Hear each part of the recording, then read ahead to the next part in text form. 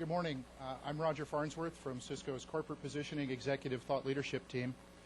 And this morning, in cooperation with the Emerging Technologies Marketing Group, CISCO is proud to host Carlota Perez. Carlota is a professor of economic history, a researcher, a consultant, and a global authority on technological revolutions and their impacts on financial markets and economies. We're very pleased to have Carlota here today to talk to us. She has a broad background on this subject. She's currently at the Cambridge Endowment for Research and Finance at Cambridge University in the UK. She is a professor of technology and socioeconomic development at the Technological Institute of Tallinn. And she is also an honorary research fellow at the Science and Technology Policy Research, University of Sussex in the UK. She consults for major organizations around the world, companies such as IBM and Telefonica, as well as the European Union. And I hope that you enjoy her talk today. And if you have questions, please submit them, and we'll make sure that they make their way to Carlota. Without further ado, Carlota Perez. Thank you very much for inviting me. It's a pleasure to be here. From bubbles to golden ages, the bubble passed, the golden age is ahead. I hope I can convince you of that, and I can explain how it happens.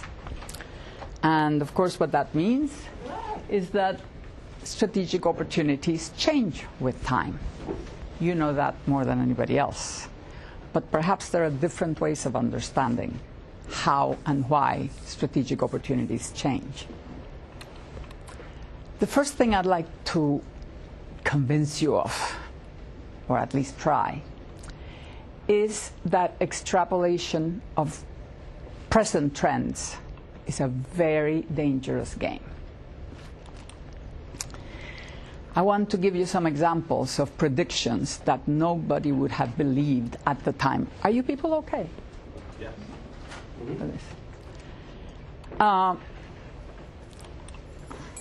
Let's begin imagining what would have happened in the midst of the stagflation of the 70s and 80s. Oh my goodness, there's hardly anybody here that lived through that.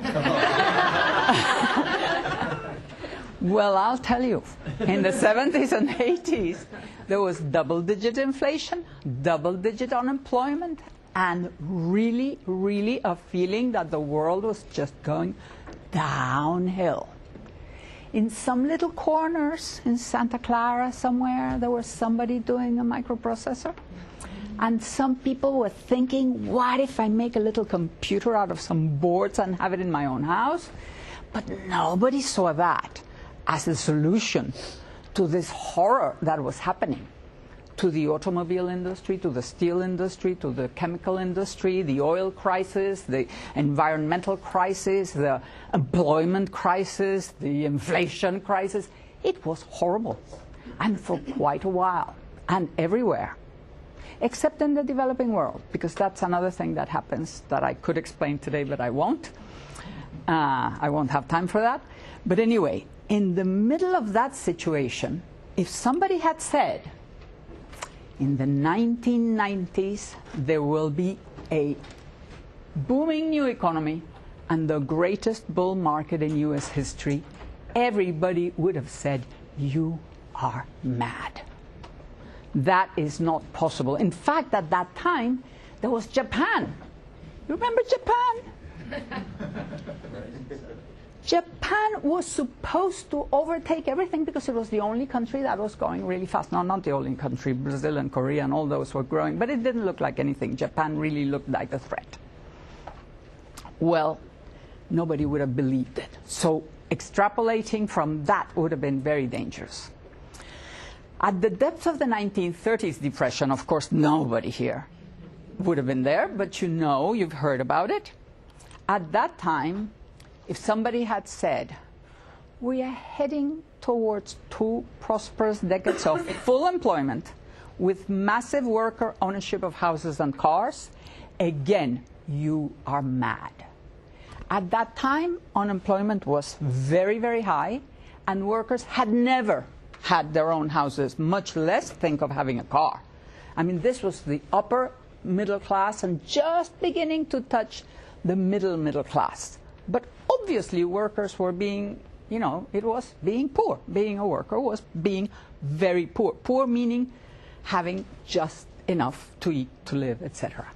Somebody said they're all going to have cars and houses and electrical appliances and TV sets and barbecues in the garden and holidays.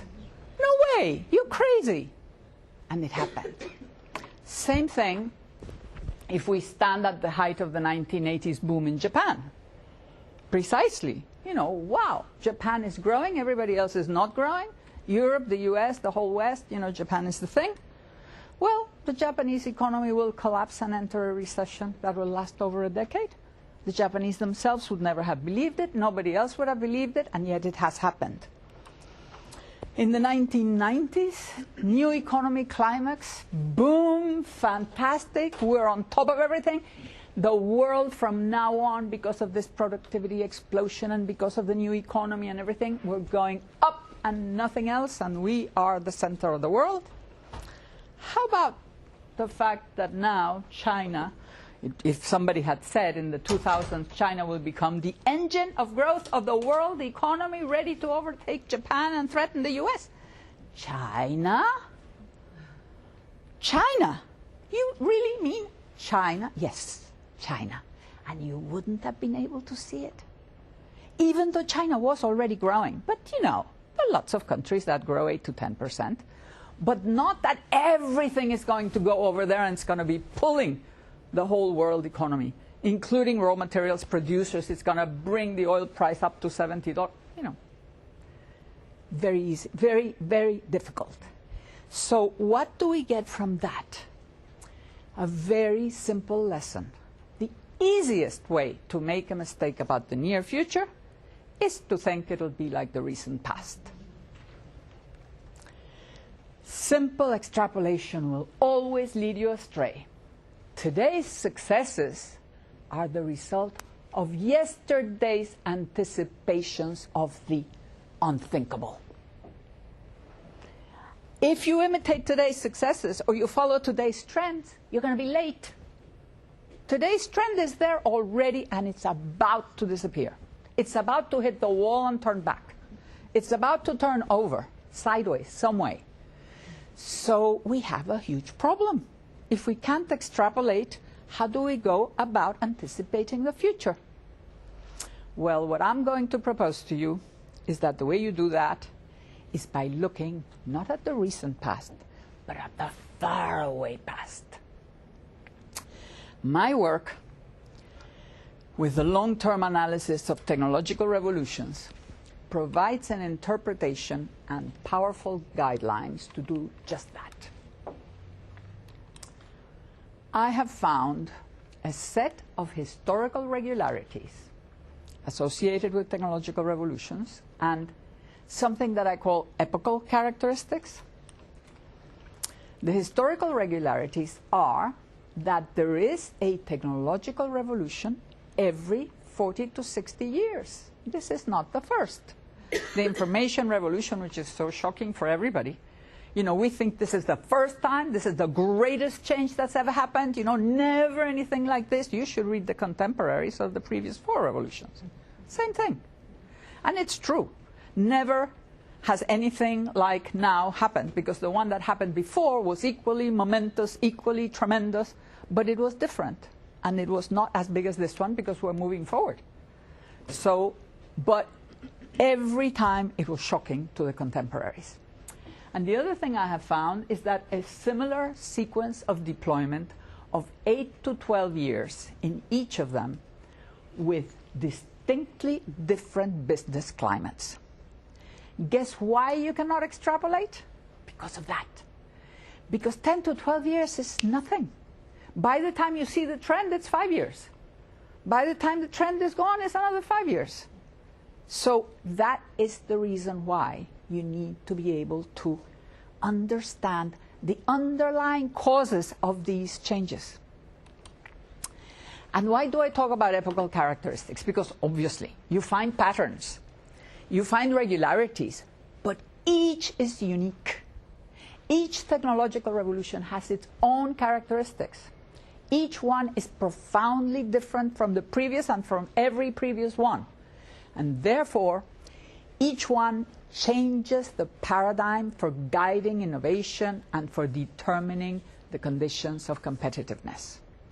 Each one is radically different from the previous. So no good looking at patterns, but we can look at the fact that the pattern is that each one is different. And the fact that each one is different can be understood how it's different by analyzing the nature of the technological revolution that makes that change of paradigm.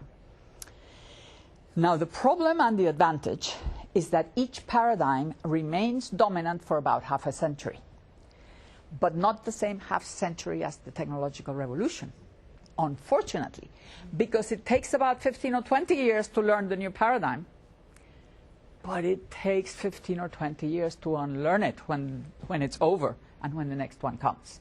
So we have the dinosaurs at the end. The dinosaur, we are going to be, I mean you, because I won't be around, but anyway, you are in danger of becoming the dinosaurs in 30 years. Now, that is a very important thing to understand.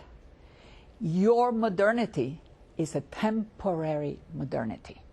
Your new ideas are new for a while. So you've got to be awake to the fact that at some point, this wonderfully new, fantastic paradigm is going to become mature. As a paradigm, I'm not talking about single technologies now. I'm talking about the whole logic of the present information technology revolution.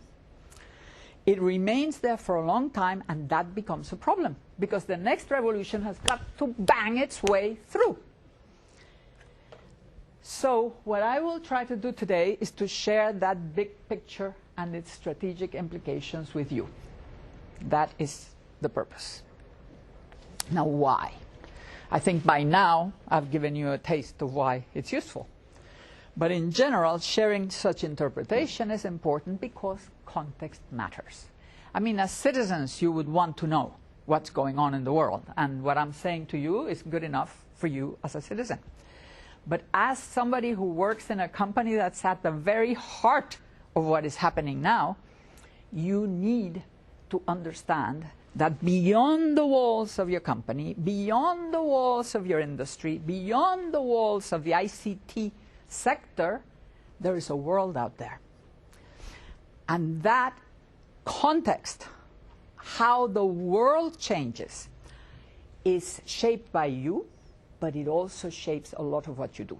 And if you're not aware of how the world is changing, you risk looking only at your space and not seeing how everything around you is also influencing the directions you can take and the strategic opportunities you can take.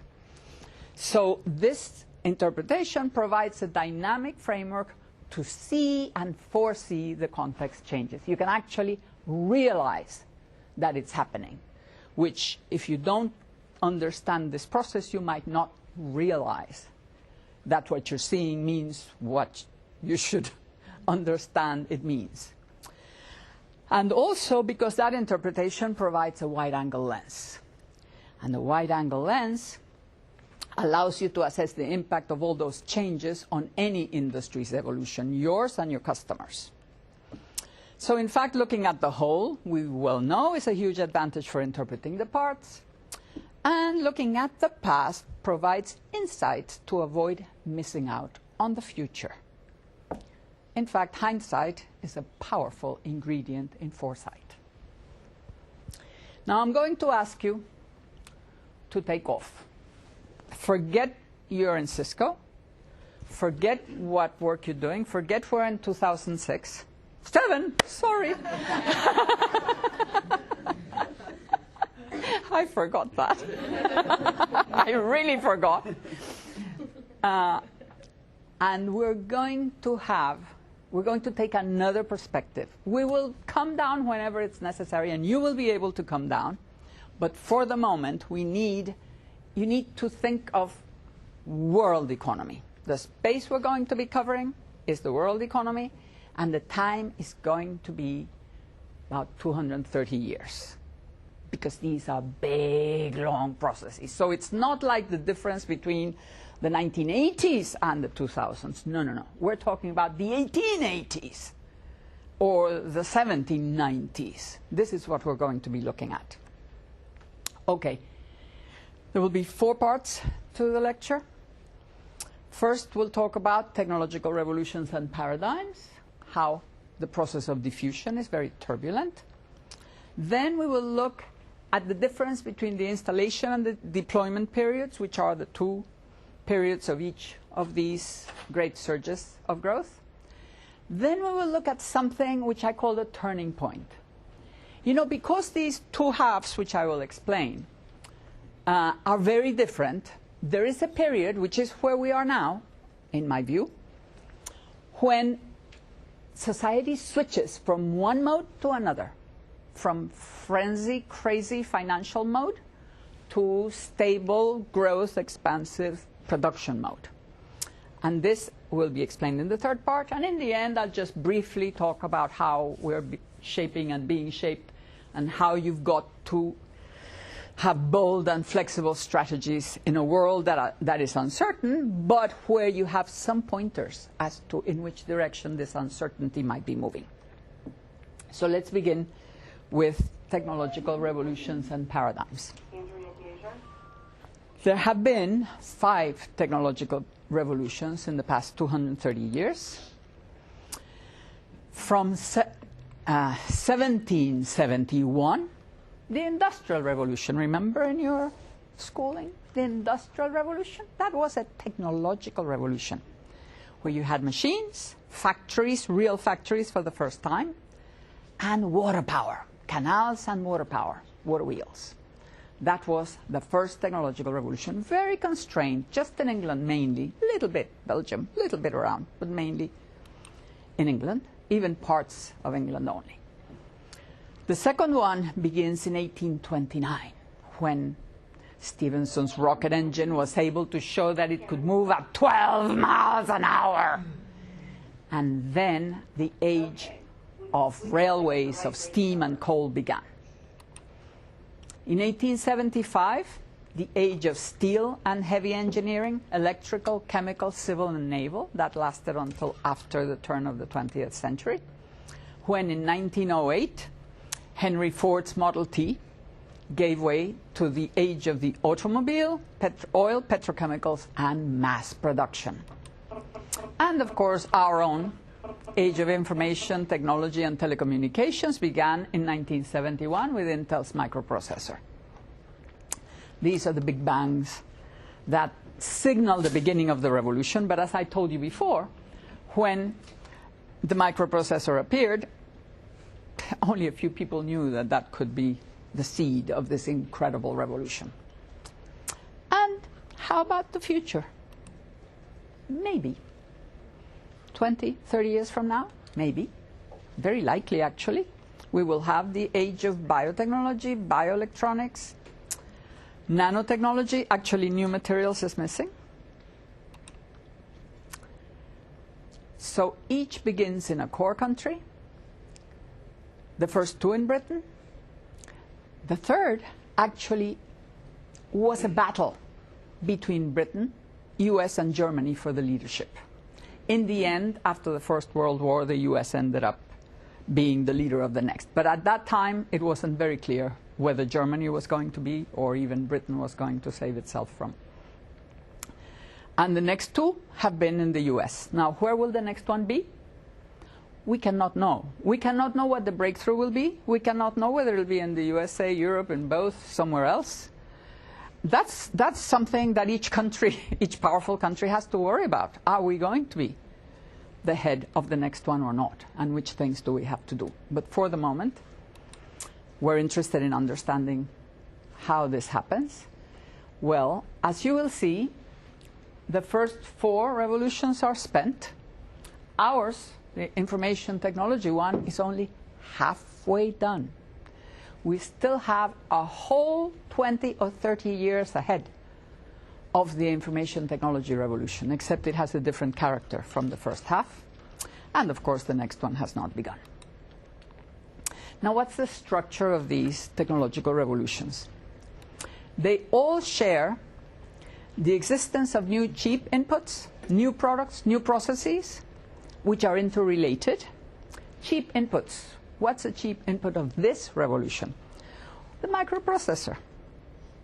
These little things that make everything cheap, because that is the core, the heart of what makes information cheap, or what makes IP, internet cheap.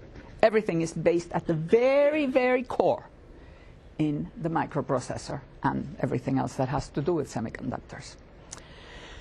Before that, it was oil. Oil guaranteed cheap fuel for automobiles, cheap fuel for making electricity, cheap stock for making plastics. And that was the mass production revolution, those three things. And if it hadn't been cheap, we couldn't all have had everything we had, automobiles and electrical appliances. And if chips weren't cheap now, we couldn't have, all of us, mobiles and all the rest. I mean, that's how it goes.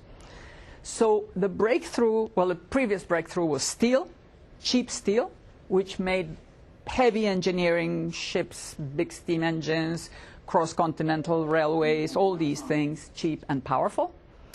Before that, it was coal, which made the first age of railways possible. And before that, water power, cotton, slave labor, making the cotton, that was cheap. So you have to have something that's extremely cheap, so the whole revolution can actually build out from this powerful, very powerful, easily available, and very cheap input that's at the heart of all these technical changes. But each one of these things also has something almost more important. You can't tell what's more important, whether the actual cheap input or the infrastructure that uses it, and that allows transporting products, energy, information, people better, further, faster, and cheaper. And that makes all the difference, because it creates every one of the technological revolutions has had an infrastructure. Canals, railways, first national railways, then the huge transcontinental railways, ports, steamships, then electricity, roads, airways, and now internet telecommunications. Crucial for the possibility of having lower transaction costs for every new thing that happens with this technological revolution. So it is a constellation of new dynamic industries that are interrelated and that build upon each other and create new opportunities. Each one that advances creates new opportunities for the next, and for the next, and for the next, and creates new externalities and reduces transaction costs and increases something that's very important: consumer learning. Because the people that buy the things that you make are more and more and more, the more and more products there are, because people get so used to it, it becomes a central part of the way of life. So that constellation of new and dynamic industries drives the economy for the whole of the period. You have new engines of growth for the whole economy. You people belong to the industry that is the engine of growth of the global economy. The automobile industry is gone. The oil industry is a problem. The industries that drove the previous wave need you to get going. So in fact, understanding that your industry is the engine of growth of the rest makes you be aware that you've got to know what's happening to the rest in order to know what you could be doing, should be doing, may be doing, or they need you to be doing. Now, what's the life trajectory of the technological revolution? Now, don't think single products, don't think single industries, think the whole lot. I just told you all the things that are involved. All of them grow throughout the period. Beginning, you have on the y-axis something that we will call degree of technological maturity and deployment of potential. A technological revolution is almost like a dam. You have all that water there and you have so much power that you can use. You don't know at first how much potential there is, but you find out gradually. And after a while, you really know how much there is. And then the whole thing takes 50 to 60 years to play out. It begins with the Big Bang, which I've mentioned already, a radical core product innovation. Then you have an early period, which in our case would have been the exploratory and process innovations, designs open. This is up to about mid-80s. So up to about when you people are born. I mean, oh God, actually maybe born. I was talking about CISCO, but yes. Some people too. Okay, then you have tipping point. You have the innovation potential identified, and the whole thing takes off.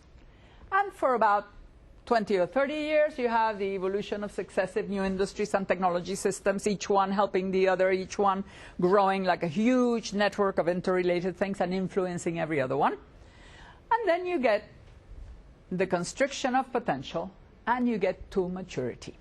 Maturity does not mean that there are not new industries, innovations, all sorts of products coming. Many still.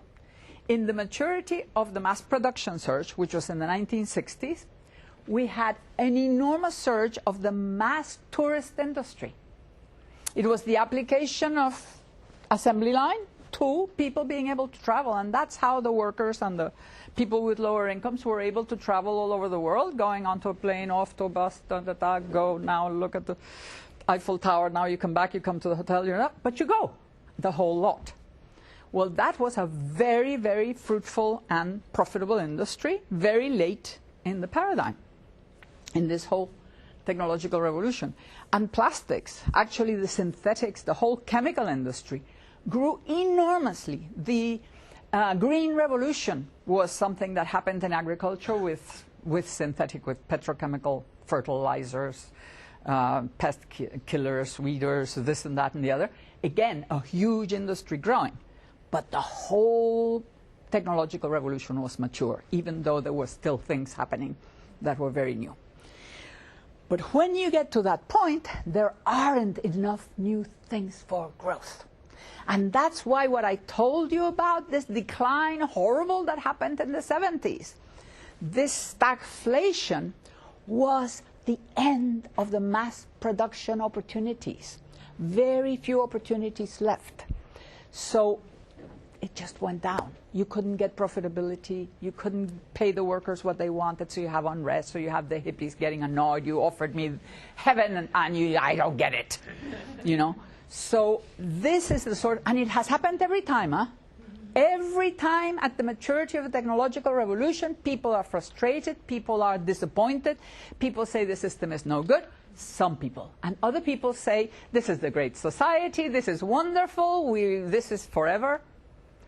And then the thing starts breaking down.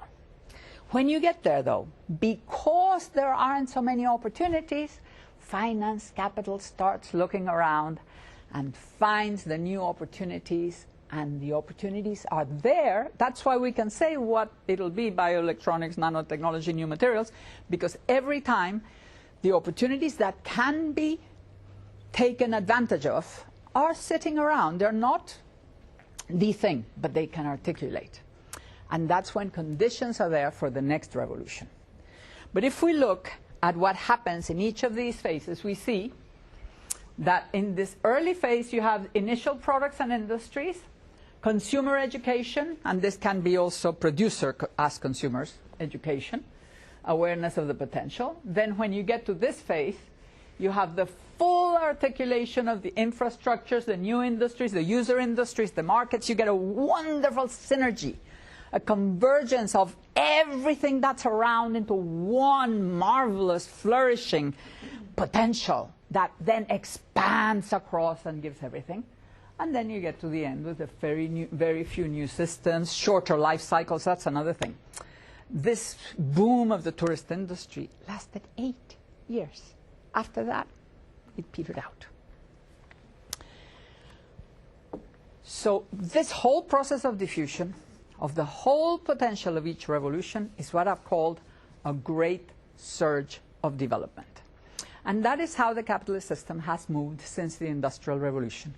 One great surge after the other, one great surge after the other with overlaps, significant overlaps. So the analysis has to go in detail to see what happened. But technological revolutions do not just add new interrelated industries.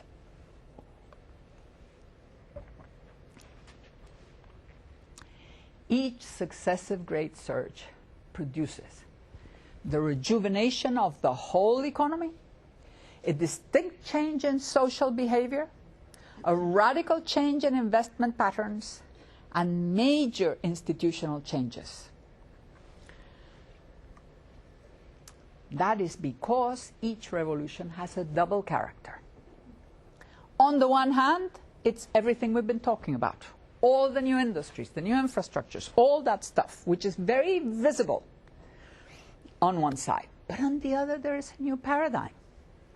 So while you have the powerful cluster of new and dynamic industries and infrastructures, explosive growth and structural change on the truly visible thing, which is the revolution, on the other hand, you have new generic technologies and organizational principles capable of modernizing the existing industries, the ones that are having trouble, the dinosaurs that are no longer dinosaurs.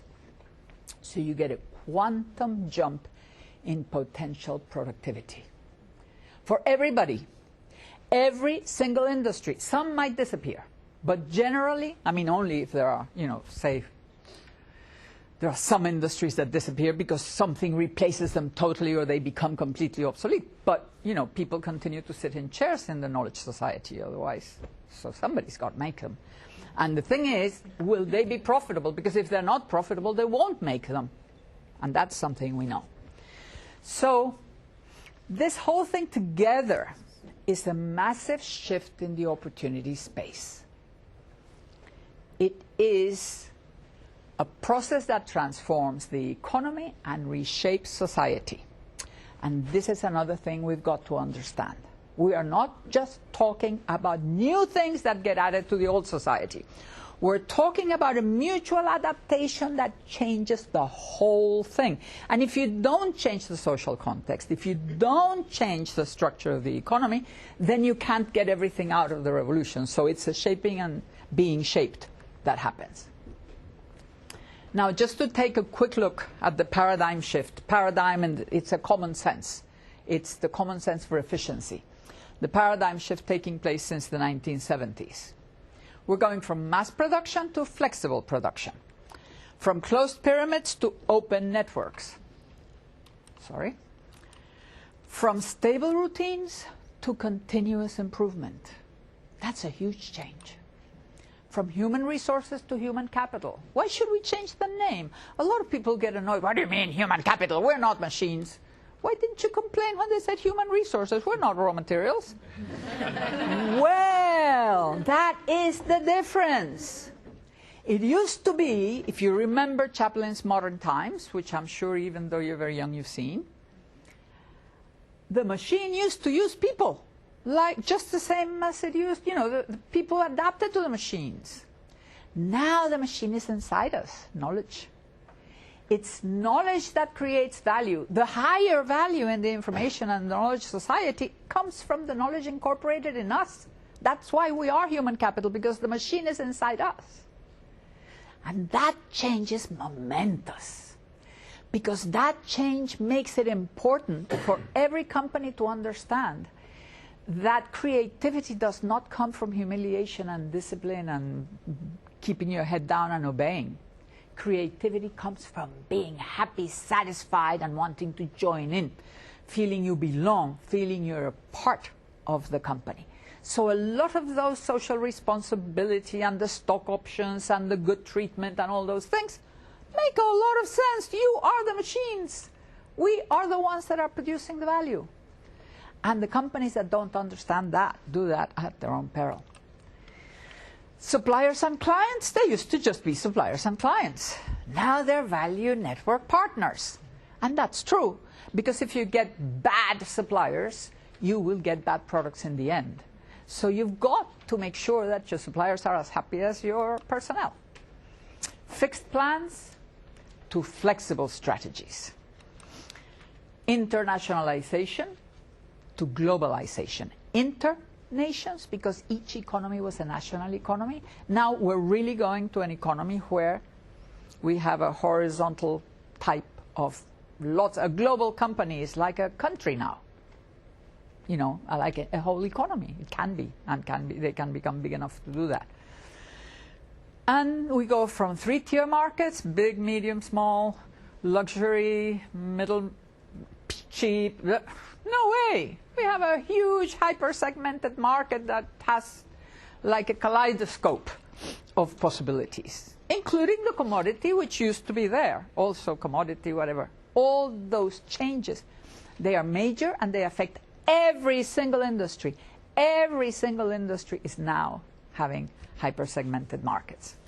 So it is a radical change in best practice common sense. If you look at this whole thing, that was the old common sense and that's the new common sense. That nobody was exactly the way that says on that side and nobody is yet the way it says on the right, maybe so. However, I am sure this list felt boring and obvious to you. Of course, it's obvious. After nearly 30 years of creative destruction and learning, it has become the accepted common sense. In fact, I think most of you never knew the others. I'm informing you about how it used to be. Because for you, since you played Nintendo, you know that that's how it is, right? Well, the generational shift is part of the problem of going from being a dinosaur to being, you know, societies get modernized by the people who, when they're really young, are playing with radios and automobiles in the previous surge, or playing with Nintendo computers and PlayStations in this surge. So that's the change. The change is both generational and cultural. Now, the new paradigm is already shared by all, engineers, managers, financiers, distributors, consumers. That's what makes it easy, although it doesn't make it totally easy, but that facilitates it. But it was not smooth going at all. The diffusion of each technological revolution confronts enormous resistance from institutions, from people, from established firms who are all deeply adapted to the previous paradigm, as we are going to be to this one. Warning, it will happen. You will become old-fashioned. Beware. What mechanism can break the resistance and massively redirect investment? I mean, before the young people come and learn the new. Two complementary agents maintain the dynamism of the market system: production capital and financial capital. You can't produce without finance. That's what this thing is all about. And you won't produce unless you make a profit. So, you know, you need the engineers and the managers, and you need the financiers and the banks and the things and the money with which to do it. Production capital are the entrepreneurs and the managers in the production and distribution of goods and non-financial services. Financial capital are the investors, their banks, and all financial intermediaries. Well, they're very different. Production capital is the agent for accumulating wealth-making capacity. It is fixed and it is knowledge-bound. You people cannot be in the chemical industry. You would be really bad. However, the agent for reallocating and redistributing wealth is flexible and mobile and doesn't care what you do. It's completely impervious to the knowledge involved. They put the money in whichever industry, so they can move it. So steel and automobiles don't make money. Let me back this crazy guy who's saying he's going to make some machine to make people process numbers. That is what financial capital can do. It's completely mobile. So what happens between these two agents, which are equally necessary, because of course if you have the money and there's nobody wanting to do anything that you can make money with, well, that money is idle. You'll do nothing with it. But they switch in leadership depending on the task. In small terms, you remember the venture capitalists who used to help the entrepreneurs? Yeah, you need them suddenly to take over once you have the product and you have the whole thing, somebody who knows how to put it in the market and finance the thing. So you have that switch. But I'm talking about a much more important switch. I'm talking about major switches throughout the process of diffusion of a technological revolution. They have different roles, they have different criteria, they have different competencies. Financial capital can help break traditions and vastly experiment with revolutionary technologies. I mean, it doesn't do it itself, but it can put the money to experiment in it. And it can force new paradigm diffusion with short-term gains in mind. Those short-term gains could be capital gains, but they will not put their money on unless they think they can get money in the short term.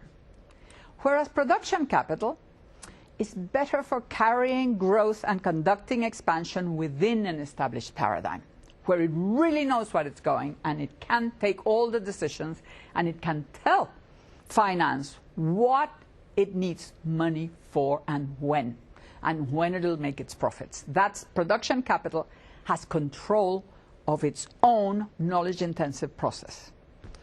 Therefore, it innovates and accumulates knowledge with long-term goals in mind, because every company wants to survive, wants to get ahead, continue growing.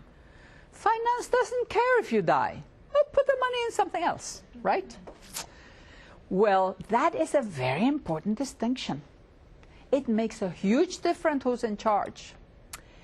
And what happens in the diffusion of each technological revolution is that each surge goes through two completely different periods. One which I've called installation, and the other which I've called deployment. So that little curve I showed you before, it's not true.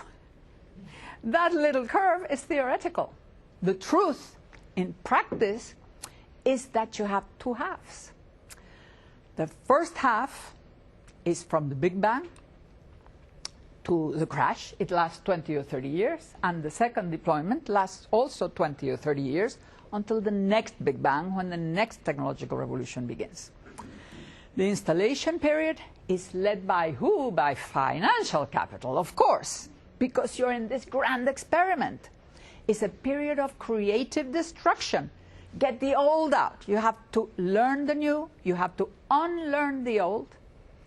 It is forced paradigm diffusion, absolutely pushing the new things. It's supply-led, but it ends in a crash because it will have a bubble. Deployment is led by production capital. And what it does is reap the full economic and social potential of the now prevailing paradigm. It has been learned. Everything that was old is more or less destroyed, and what isn't, better hurry up. And it lasts until maturity and exhaustion. Now, between the two, there is a period that I've called the turning point. Turning point because you switch leadership. So you turn the tables from finance, you turn the who's on top, who decides, and who does what this part of capital decides. It is a period of uncertainty, of institutional recomposition and role shift. Institutional recomposition, that is the key word. Because what happens is that during the time when finance capital is controlling everything, it decides which can actually, it demolishes the old institutions because they're in the way. They had been designed especially for the previous paradigm, in this case for mass production. So you had to break all that. It was in the way. But now we've got to construct one. And these conditions that will make it possible for production capital to expand and to let society reap the full benefits, that needs to be done in this period in between. And that determines how the future will be. Now, we are right here. We are at that turning point. We are at a time which in the previous surge was the 1930s. Remember I said the epochal characteristics were different. Each paradigm is different. Well, at that time, The 30s was a time of depression. But it had messianic leaders. It had many of the things, violence and things that we're having today. But we are now having a very strange time of prosperity in some areas and regression in others, both in the world, marginalizing whole continents, and then some continents growing very fast, like Asia.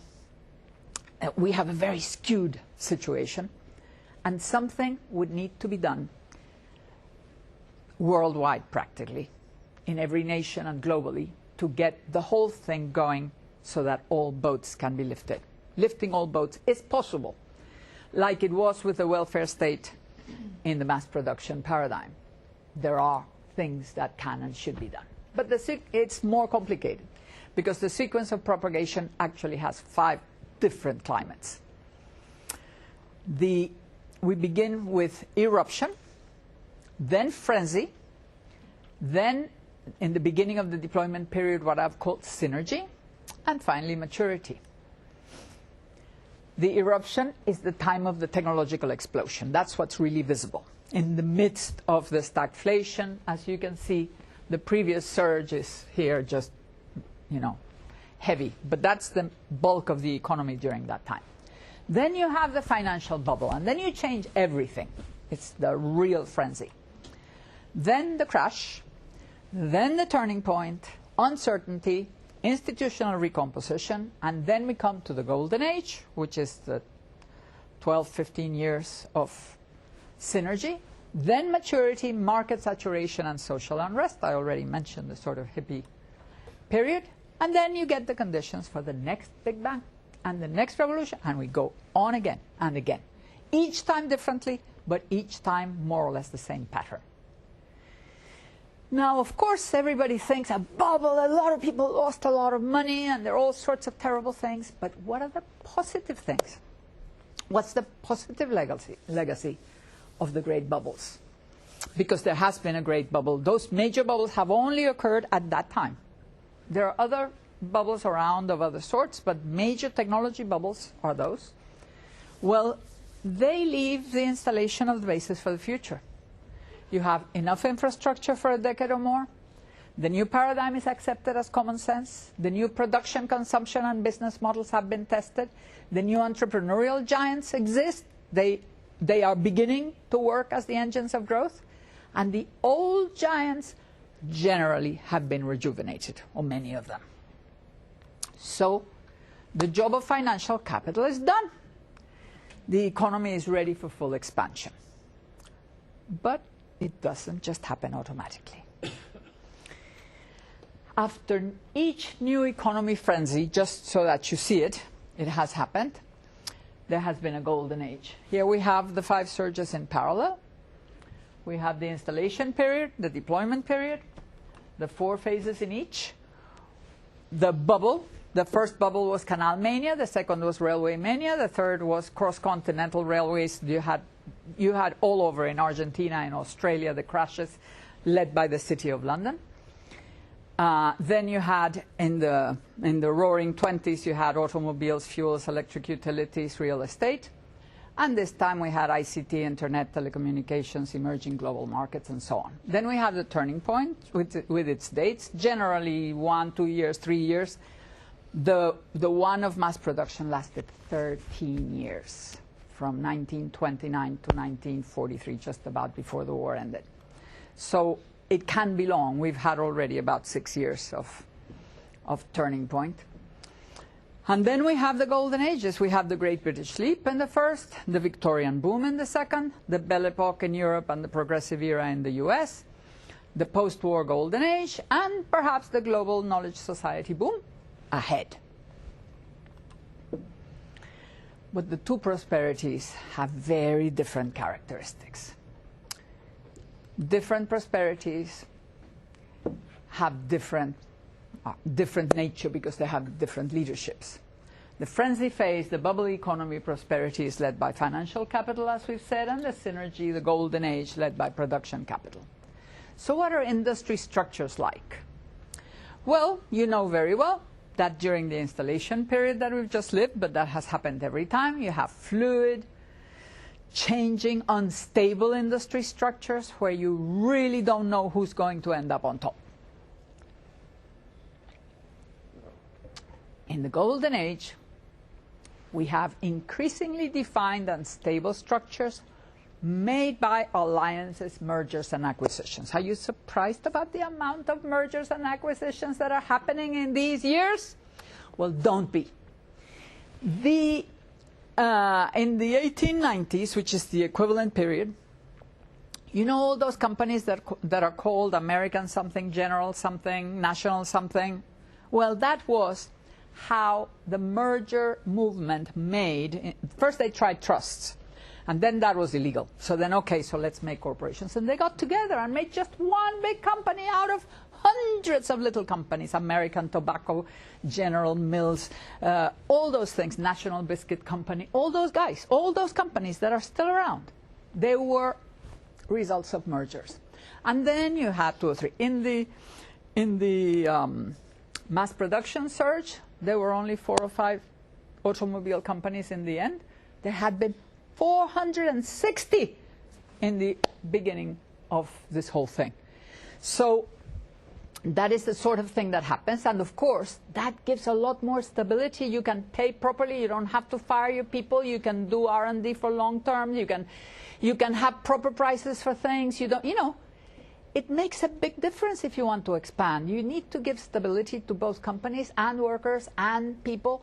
And yeah, some people will complain, but they're not understanding that it's very important that this terrible competition is wonderful for the beginning. But once you have the thing, you don't need to have this ferocious knife fight.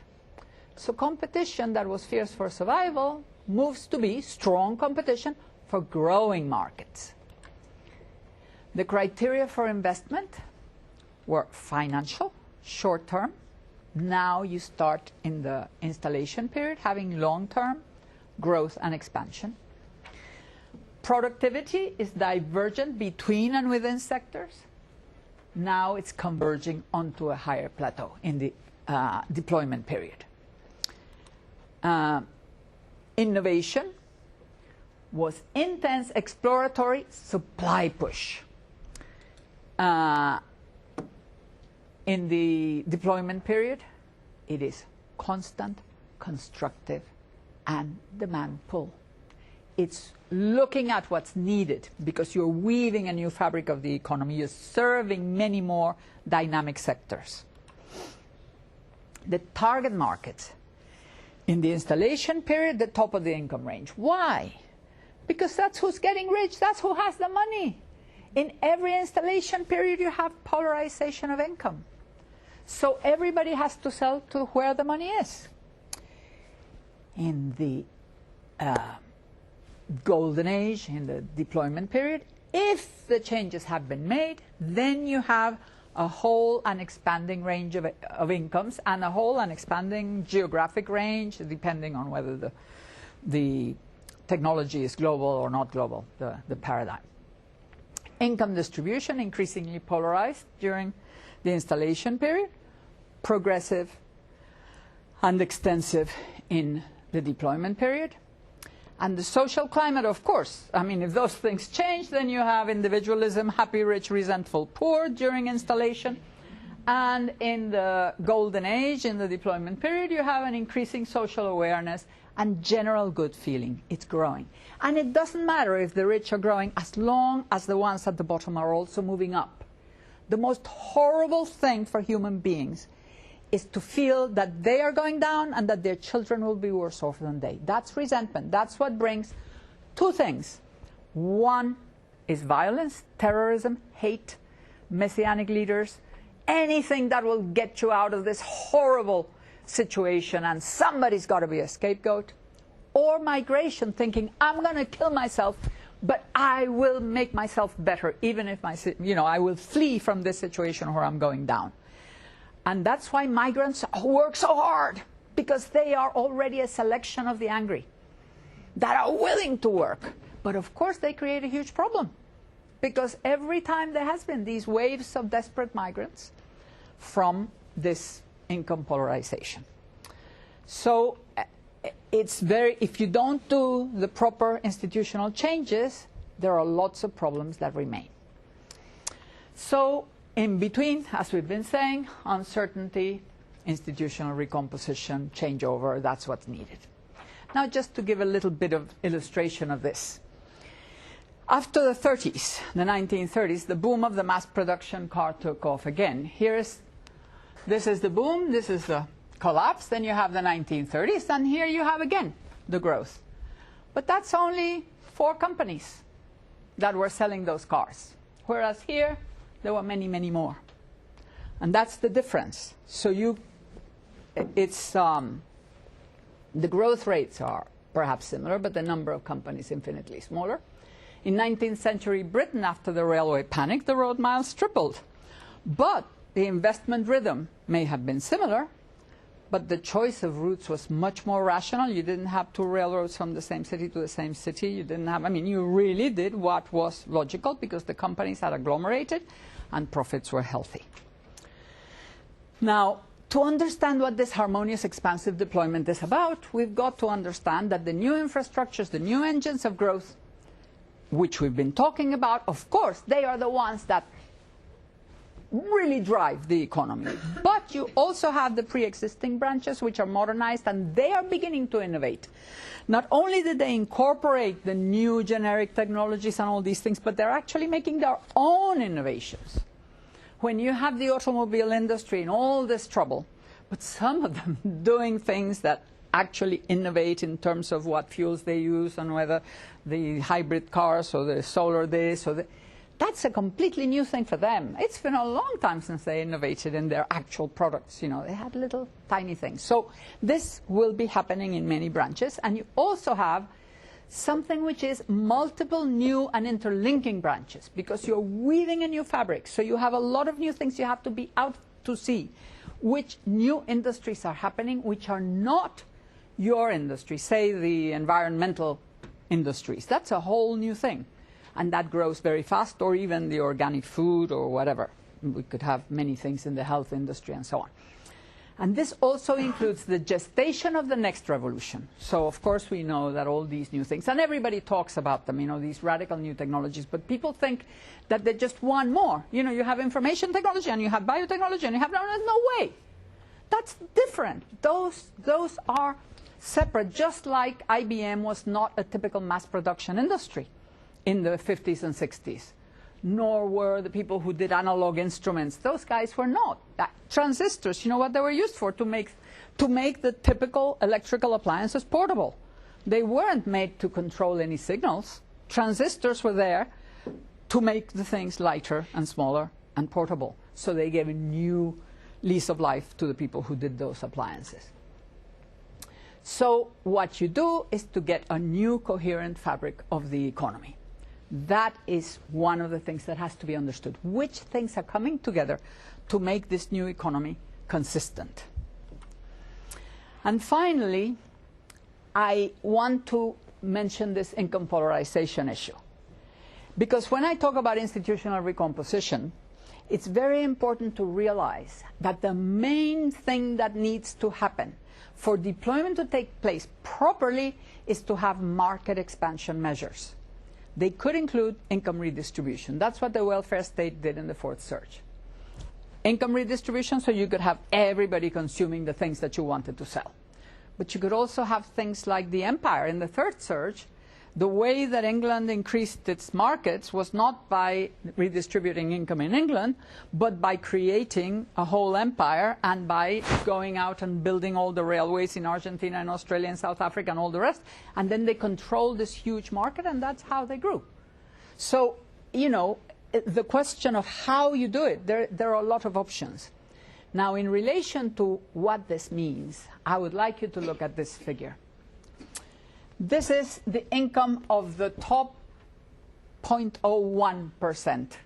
No, sorry, the top 0.1% of the US taxpayers. This is the 1990s bubble. This is, sorry, the 1920s bubble. This is the 1990s bubble. Over 12% in both. This is the synergy period, the deployment period, the golden age of the 50s and 60s. it was about 5–6%.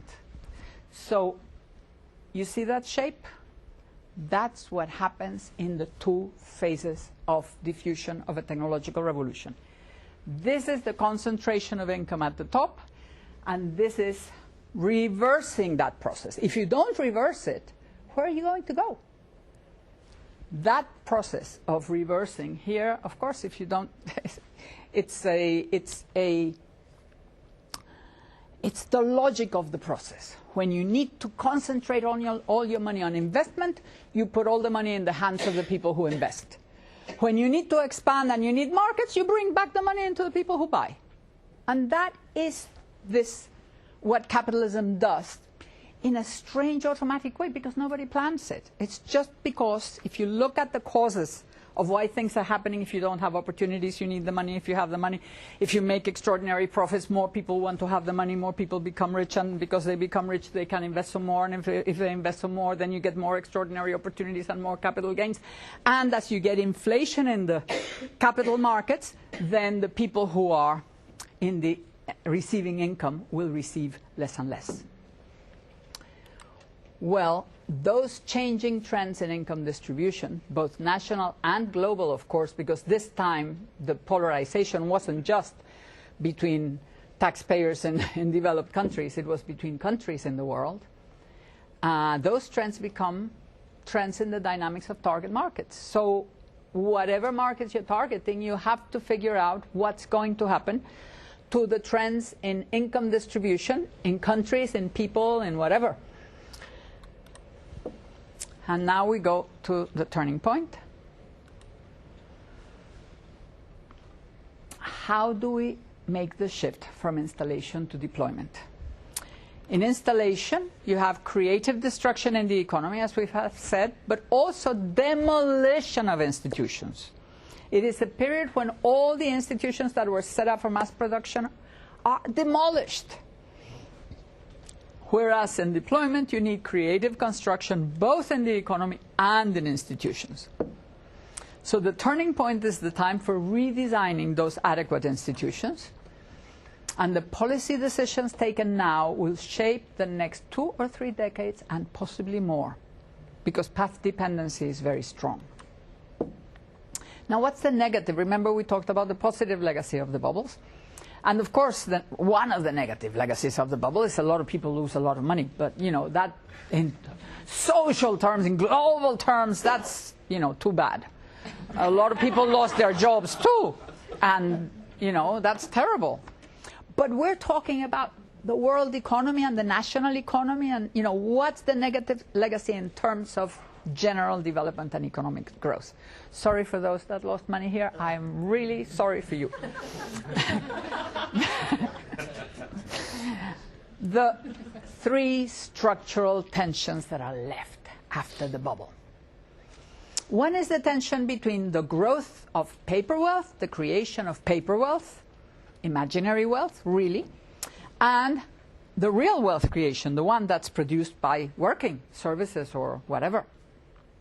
Well, the fact that paper wealth grows faster than real wealth, and that the rich get richer and the poor get poorer, and that the profile of effective demand is different from the profile of effective supply, creates a lot of problems.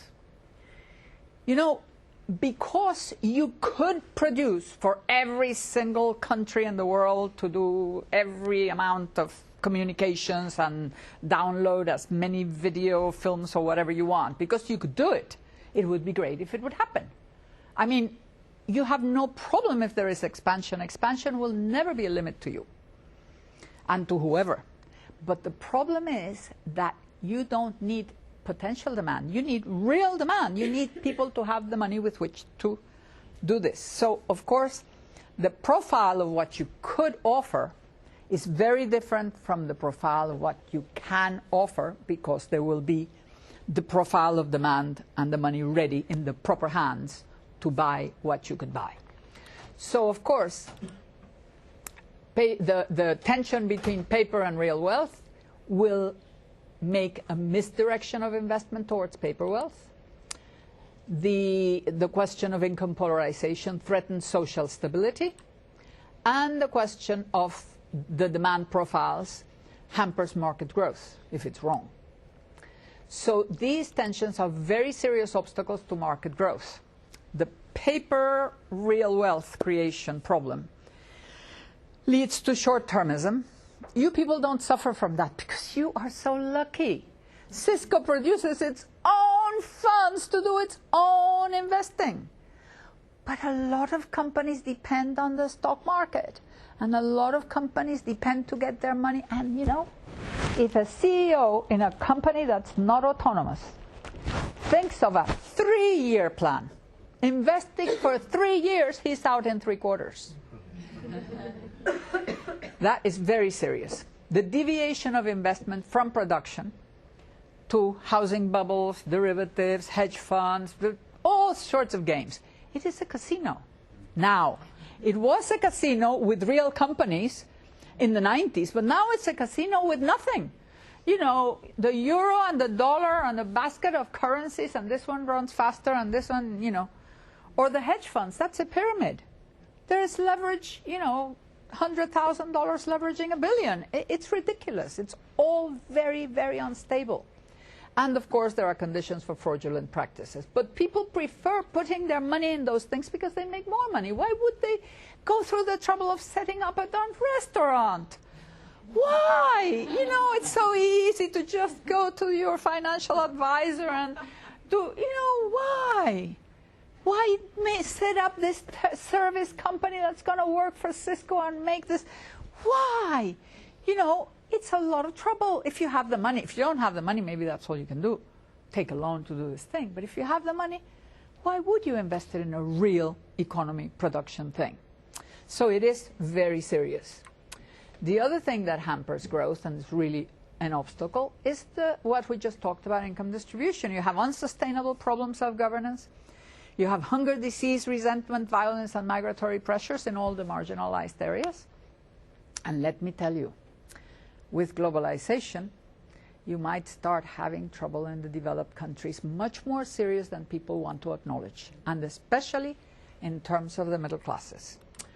But anyway, that's one of the forces that might get people to understand that changes have to be made. And of course, the question of the potential of the distribution of income, insufficient expansion of markets, premature saturation at the top, because what you have, you know, how many more TV sets, how many more mobile phones, how many more flat little things, how many more can you sell to these same people?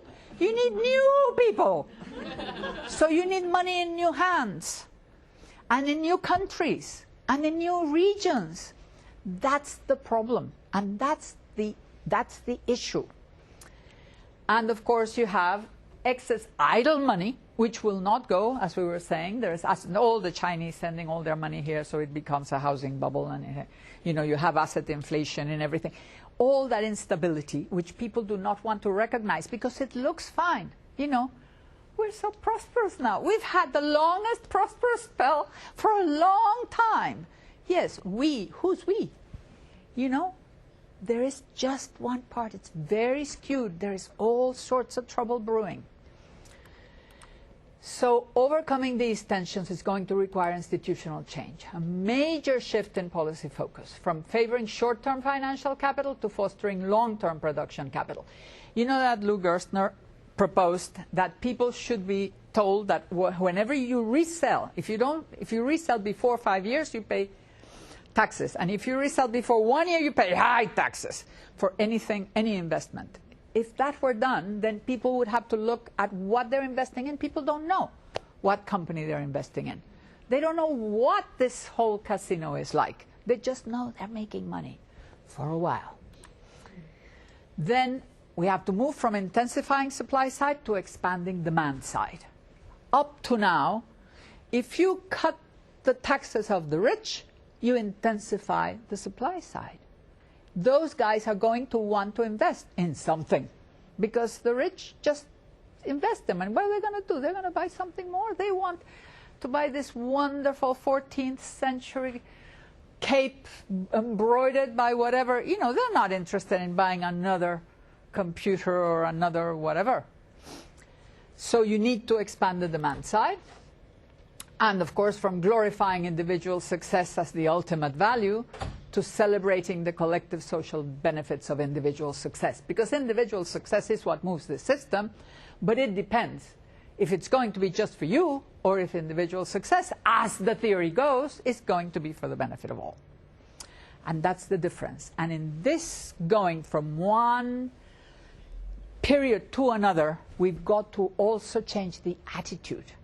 And that's one of the most difficult things. And in fact, if we don't change the attitude, we can't change the conditions because people will not push for the institutional changes that are necessary. And in this globalizing paradigm, we're not just talking about one country, we're talking about local, national, supranational, and global levels.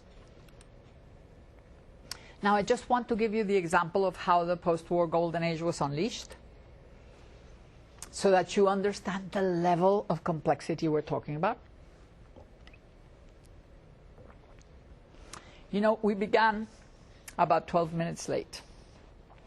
And I'm running about 5 minutes late. So I don't know whether we've got to stop exactly at 11, or if people could stay like 10 or 15 minutes so we can have more discussion and so I can finish. Because otherwise I'd rather cut and have the discussion and then maybe I send you the slides or something. Okay. So what did we have? National policies. Oh my goodness, you can't read it and maybe I can't either. Okay. State involvement in the economy plus strong regulation of finance. What massive demand effect did that have? It was demand and interest rate management for stable growth and investment within national borders. So you actually could have a lot of supply coming on as real production investment. Significant income tax, progressive redistribution of consumption capacity. Unemployment insurance and social security. You had stability of the consumer credit system for homes and durable goods. Can you imagine if people who in a downturn were laid off, if they had to send back their refrigerator, their car, because they couldn't pay for it? It's so obvious that by giving this security of income between employment periods, you could maintain a system of consumption that was based on installment buying. You were paying every month, so you needed income every month whether you were employed or not. Well, that system was perfect. It guaranteed, first of all, that people could be laid off because otherwise it would have been catastrophic for the whole economy, and that was part of why you could keep a much greater stability of in the cycles of the economy. Public services and defense, massive state employment, which made for a lot of people who had incomes that were not coming from industry, and the state demand for mass and high-tech products, which also made for more demand, which came, of course, from the taxes. Then mass education and health systems, basic cost covered by the state, freed for consumption. You didn't have to pay for your schooling, so you could buy some more of those electrical goods and all these things. And of course, you also had socially the melting pot, so you could get homogeneous demand. You realize that now, because this is a flexible production system, we have actually begun to make a big thing of difference. So people are now dividing up into styles of living. Social, the Hispanics go on one side, and the blacks, and they have each. Racial, even as a proud thing, people are being divided now into different living style, consumption styles, with great pride in whatever that was. Well, there was no pride, I can assure you. I lived in the US in the 1950s, and you had to conform, and you had to be exactly like everybody else, and if you were not like everybody else, if you did not consume like everybody else, you were an outcast. Socially, the melting pot was very important. The children, the children of foreigners wanted to speak perfect English, and they were really angry at their parents that didn't speak proper English. There was this, and this was not just a social, this was the whole process of getting homogeneous demand for mass production, which was based on economies of scale for identical products. So the American way of life was one. And not only for America. In Latin America, we adopted the American way of life, and in Asia, and in Africa, and in Europe, and everywhere. Why? Because that's how we could have it. Because if you didn't have enough volume of the same thing in the mass production model, you couldn't make it cheap. So you couldn't have everybody have it. And when Mao Zedong dressed everybody in blue, a uniform, I don't know if you people know that everybody, children, old, women, men, everybody wore the same little blue uniform. That made it possible to dress everybody. So it was the same as when Henry Ford said you can have any color as long as it's black. So the need of the melting pot is a paradigm-type thing. We don't need the melting pot anymore. We can live in maximum diversity. And that's very good for national identities, for whatever. Of course, you can also get wars because of identity, but there are. Culturally, you can have the two options, tolerance and acceptance and everybody living together, or people killing each other and ethnic cleansing, unfortunately. Okay, official labor unions, turning higher productivity into higher consumption. Labor unions in the 20s were shot down when they came down to demonstrate. By the 30s, they were sitting down in suits and ties together in a table, everybody happy, increasing salaries in order to be able to have worker demand too. And that's exactly what Henry Ford said. My cars will be so cheap that my workers will be able to buy them. And of course, he increased the wages of the workers from $1 to $5. So, I mean, that didn't let them buy cars, but that was the beginning of the trend, because a paradigm shows itself in little details from the very beginning, especially with the most significant representatives who really understand what the thing is about. You had shorter working time, of course, so you can enjoy and buy the products and services. And the farm subsidies. The farm subsidies actually equalized industrial and agricultural profits. Without that, there wouldn't have been. The farmers wouldn't have been able to buy the mechanized equipment and the petrochemicals and all the rest. So in fact, all those government policies that you see on the left, that you don't see but are there, were the way in which the institutional framework nationally created growing and expanding demand for a prosperous and flourishing society. It was a positive-sum game, but it was ferociously resisted by business in the 1930s. FDR attempted to set up the New Deal in the 1930s. He was accused of being a communist. That's communism. What do you mean you're going to pay workers for this and that? Nothing. Ferociously resisted. But then, in the World War, business discovered that being allied with government was great. That government would finance everything. When they came out, they had the military-industrial complex. Everybody was happy with the welfare state. No problem, no more resistance. Because they learned it was like a huge dress rehearsal for the deployment period that would come. It's very unfortunate that it needed the World War, and let's hope that this time we're going to understand that we've got to do something and that it's for everybody's good. It's really a positive-sum game. On the international level at the time, because national economies were the markets in which things worked, then you didn't need, as you do now, you didn't need global institutions. We now need to control finance globally, for instance. But anyway, at that time you had the Bretton Woods Agreement, which made the dollar the gold for the world. The Marshall Plan, which brought money into Europe to reconstruct it and to make Europe also have the same. The IMF and World Bank as institutions. Political independence for the colonies. Because the colonies were the market expansion of the third surge, not of the fourth. In the fourth surge, you needed open economies so that everybody could sell internationally, and you could have national economies in each. You had the GATT, which was for commerce and trade, United Nations, and the Cold War. You'd say, what do you mean? Well, Cold War was a way of keeping things quiet. I mean, of keeping the balance, of not having hot war. So you had orderly trade and investment between stable national economies with the US as main coordinator, and you had world political tensions in relative, though unstable, equilibrium. I mean, you had it more or less controlled so that you could get.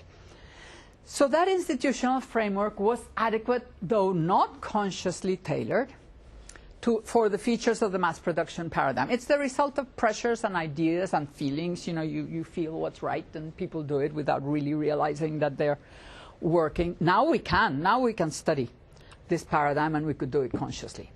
Anyway, unleashing global synergy today will require an equivalent but quite different set of changes adapted to global demand expansion, not just national, shaped by the features of the ICT paradigm. Now, I want to tell you about the current post-bubble illusion. We have China and India, we have easy money, we have housing bubbles, and we have casino finance. And with all that, we are having this wonderful we are having a very strange prosperity, which is skewed in some ways. And what it has done is that it's given a temporary solution to the market saturation problem. The fact that the market profile wasn't fitting, we have 1.3 billion Chinese to reach. We have, all these countries that are growing, and of course in your case, because it's a peculiar thing that you're working with the global networks which are going further even into countries that are not developing very much, you might not realize how bad it is for some other industries and, of course, for some countries. But without reversing, this solution has been found without reversing the polarization of income, without solving the asset inflation problem, the paper economy, without regulating global finance, which is global and all regulation is national. That's ridiculous. What's this Sarbanes-Oxley Oxley thing on top of the American economy? That's not going to solve anything. That's like, it's bureaucratic regulation. That's not what's needed. It's something much more dynamic, but it's got to be really thought out. What this is giving is instability, imbalances, and a threat of collapses and/or recessions any day. It's a non-sustainable miracle cure with an inevitable boomerang effect. Now, the solutions specific to this paradigm are going to demand imagination, active promotion, and complex negotiations. It's not going to be easy. It's not national. It's local, it's global, and it's going to take time. But it's got to start moving. When these 20 companies or 10 companies just declared that they wanted caps, the ones that really use the technologies that are polluting, like DuPont and all these guys, that they wanted caps on carbon emissions to be enforceable. They want a global playing field. They want to be able to invest in these things and to be able that they can get the profits that are tied to investing in this thing, and that requires regulation. That sort of thing has to be thought out in many areas. Of course, there are no recipes, but only positive sum strategies can lead to a stable global order. A positive sum strategy now is what's needed for everybody to grow. One thing should be clear: intelligent regulation is indispensable. Market fundamentalism is as big an obstacle for ICT deployment today as state fundamentalism was for ICT installation in the 70s and 80s. It's got to change. If it doesn't change, we're in danger. But of course, there is regulation that stifles, as we just said, like Sarbanes-Oxley, and regulation that opens vast new playing fields. Let's look at some policy directions for successful deployment. I'm not saying which things to do, but which things to try to achieve. First of all, we need to favor long-term investment, curbing financial short-termism. How do you do it? Well, you've got to start thinking. Facilitate the growth of the ICT industries. What's good for ICT is good for the world, and vice versa. Charlie Wilson, the president of General Motors, was up for a post in the US government. And a lot of people started saying, how can you have the president of General Motors, special interest, he's going to be for business and so on. And he said, and he's been criticized a lot ever since, but he was absolutely dead right, that what's good for General Motors is good for the US, and what's good for the US is good for General Motors, so I can be here. And it was true. And may I tell you that what's good for the ICT industries is good for globalization, and what's good for full globalization is good for the ICT industries. Your main interest is maximum, deep, profound, wide-ranging, fully active globalization. Not globalization of trade, not globalization of finance, globalization of production. Because only through production will countries create wealth and create employment and have a lot of income with which to buy the things that are going to make the growth and that are going to require the things that you people sell. So that is super necessary for, it's mutually, that's a positive sum game, globalization and ICT, proper globalization. So promote production globalization, not just trade and finance. Incentives for truly global development, not just China and India. Aim for full global reach of computer literacy and telecommunications. That's obvious, but you've got to have policies and instruments and things that will make it possible. Major conscious thrust towards the re-specialization of the developed countries. There is no way we can have one-sided free trade in favor of developed nations and kill agriculture and the only things that the third world can live on. But we cannot accept unemployment in the US and Europe either. Europe has, in some cases, double-digit unemployment, 8%, and it's not going to go down because they're outsourcing too. But we can't then say, well, then don't outsource. You're crazy. You've got to outsource. What are you going to do? Well, re-specializing is what's on the cards. You've got to think. And people say, biotechnology, don't be silly. That isn't going to solve the problem. Biotechnology, nanotechnology, you know, a few little firms here with high-tech people. No, you need huge, massive employment. You need health, huge health investment, education investment, a huge private industry of education and training to get this workforce that used to be unskilled to be skilled.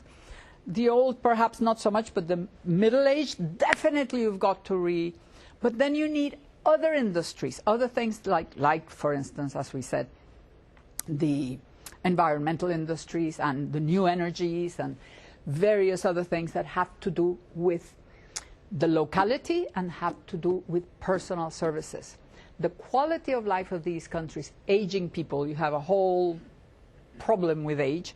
Well, that is a huge market that's tied here. You can't, you're not going to move your people over. So you've got to rethink. And in this rethinking, make sure that the middle classes are not going to be unemployed, because if they are, trouble is going to brew seriously. And 2% more national unemployment. If it is middle class, it's about 10 or 15% in the middle classes. So it's not like a little thing, 2%. It depends where it is, how serious it can be for a country, and for consumption and for all the rest. Harnessing the strategic and growth value of climate change.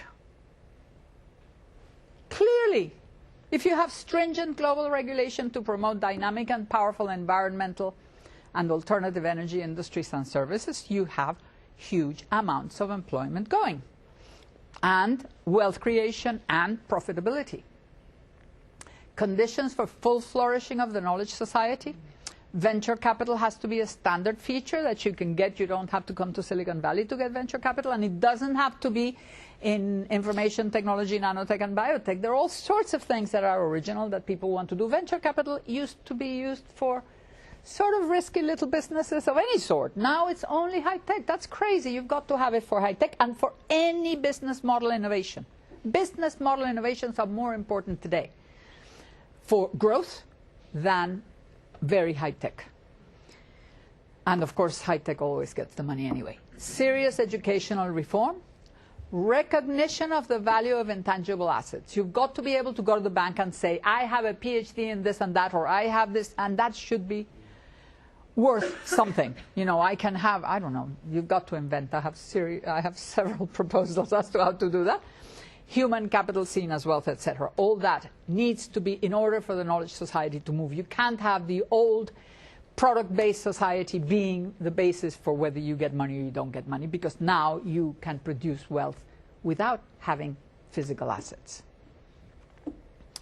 Establishing and enforcing global regulation of global finance. And there is no way national regulation is going to solve that.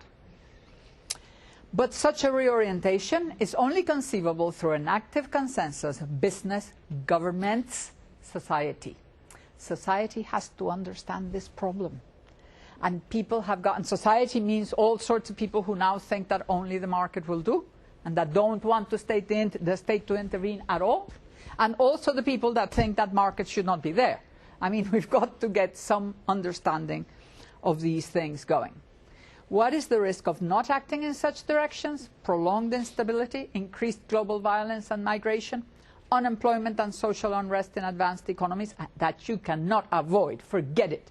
It will happen if nothing is done. And possibly one or two more collapses of housing bubbles, of any of those things, hedge fund pyramids. One of those things is capable of bringing the whole of the economy down. They have systemic risk. So without systematic market expansion, there is not enough innovation space for growth. So globalization is at the turning point. We're either going to have a golden age or a gilded age. A gilded age where you just have a little gold veneer on top, but underneath it's old base metal.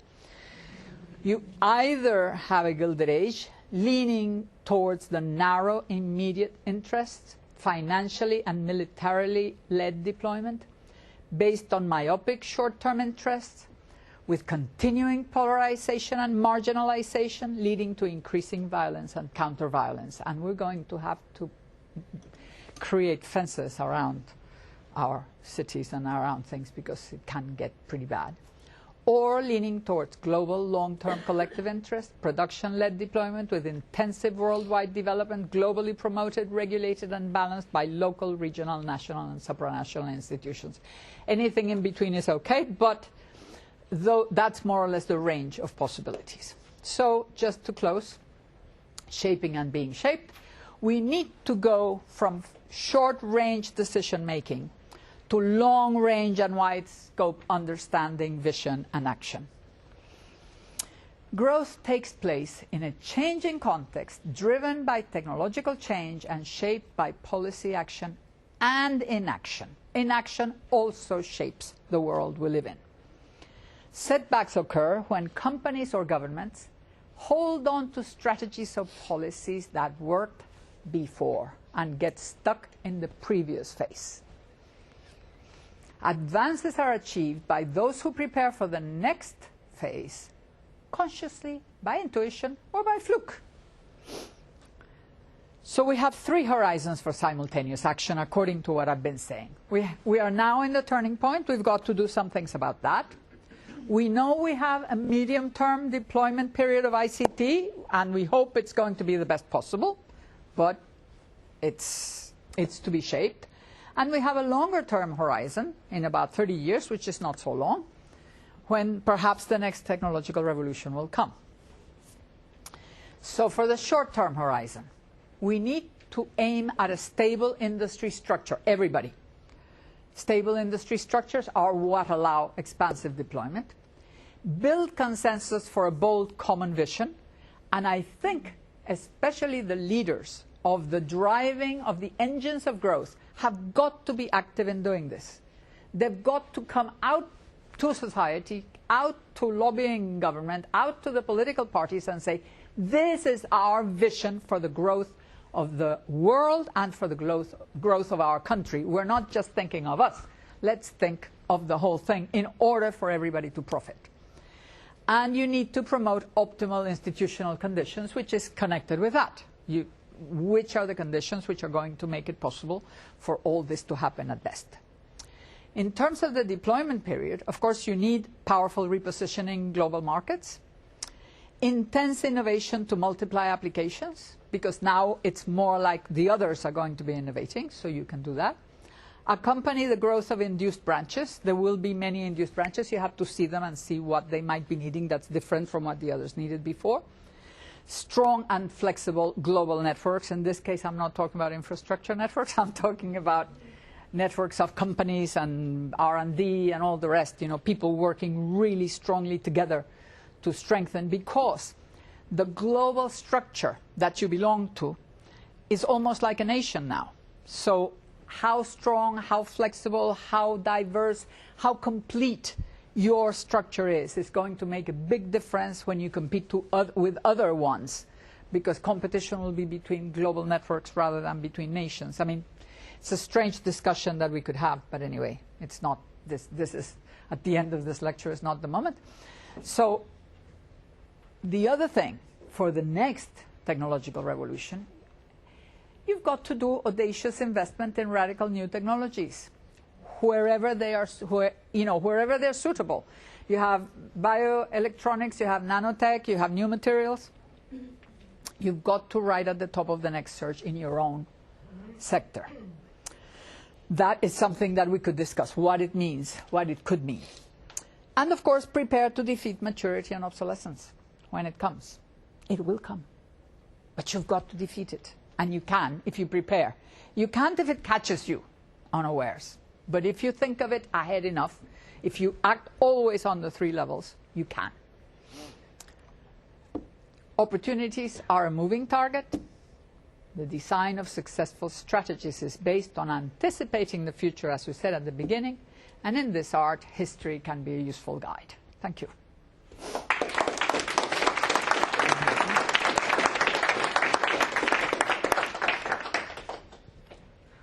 We have 15 minutes if you guys have any questions. But Jovi, I asked you for half an hour. Didn't I say? Oh, yes, 20, because we started late, yes.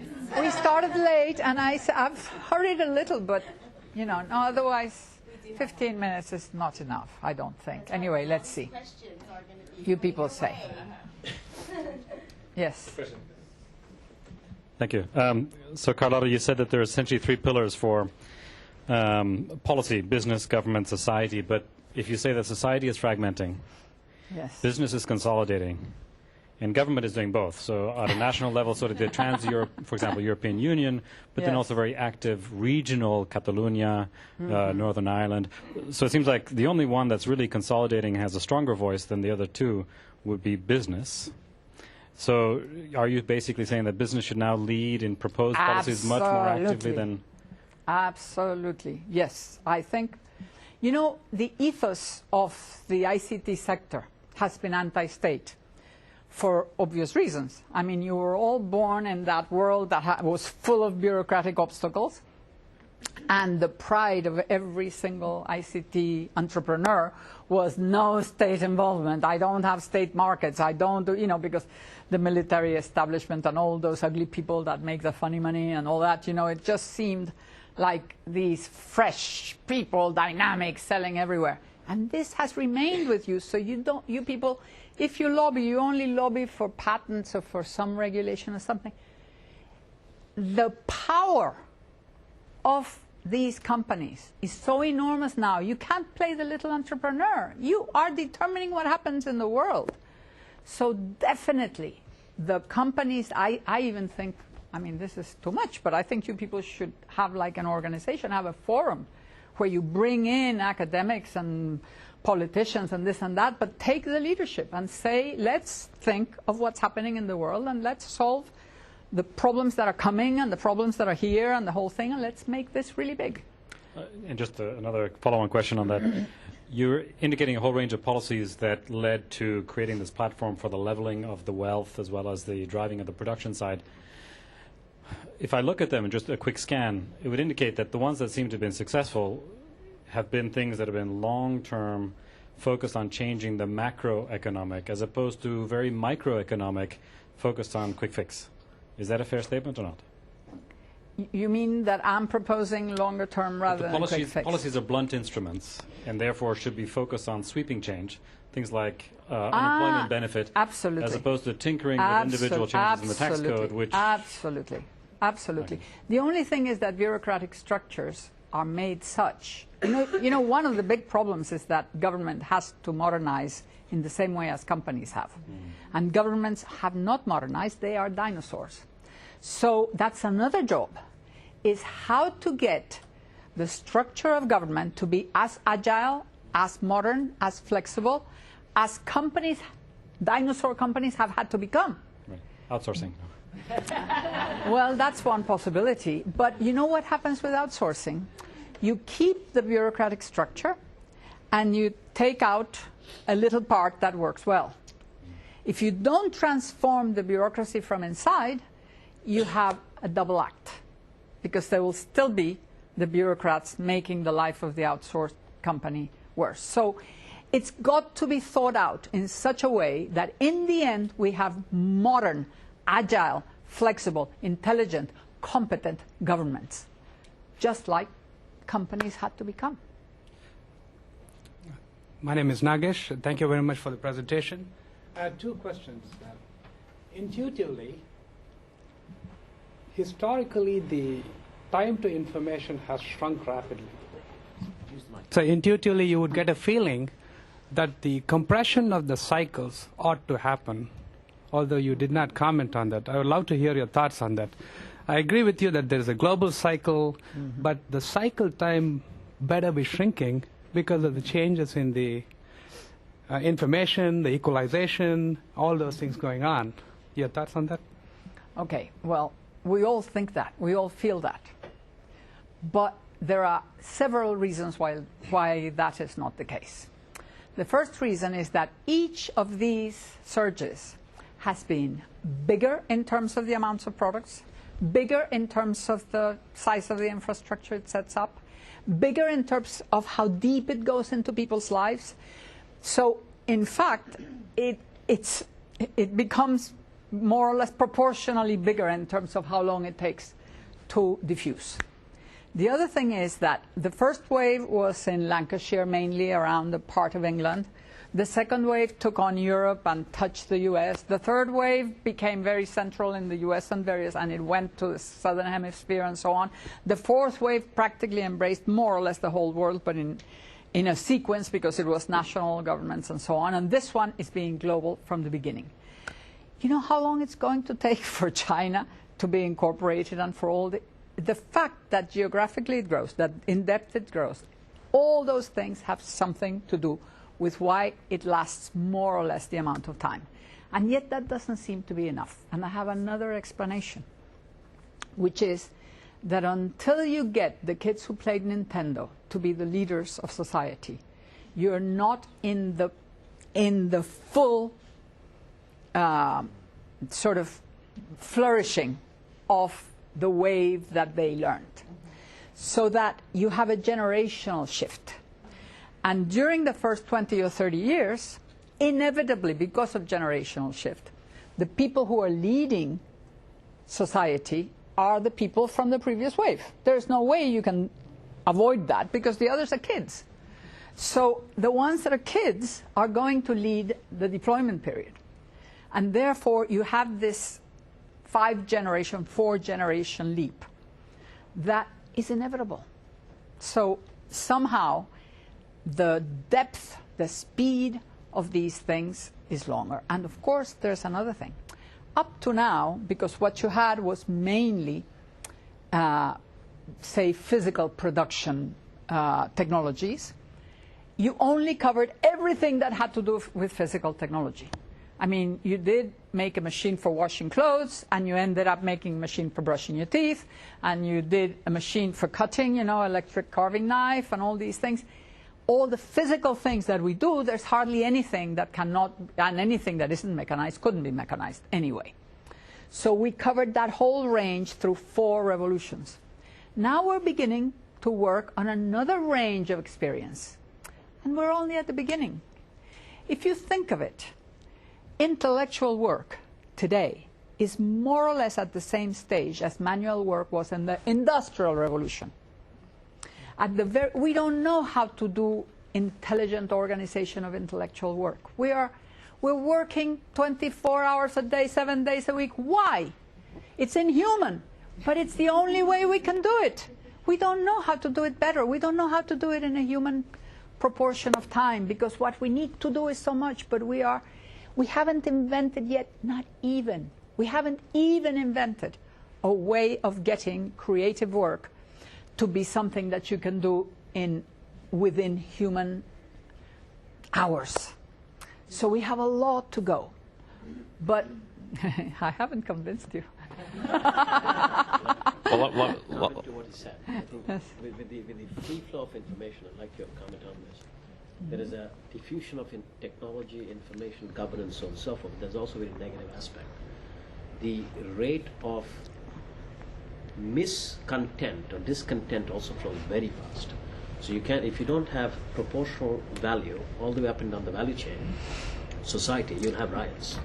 The discontent will flow very fast also from the same information, globally.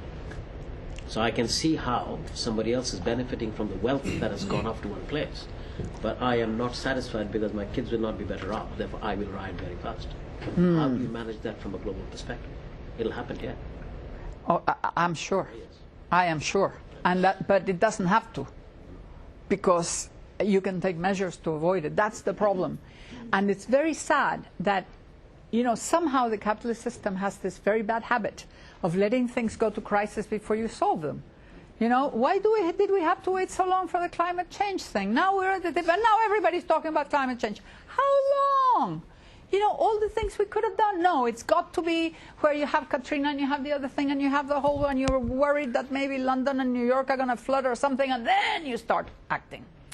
So somehow, an understanding, if you have the knowledge to understand a problem before it kills you, then you go and do it.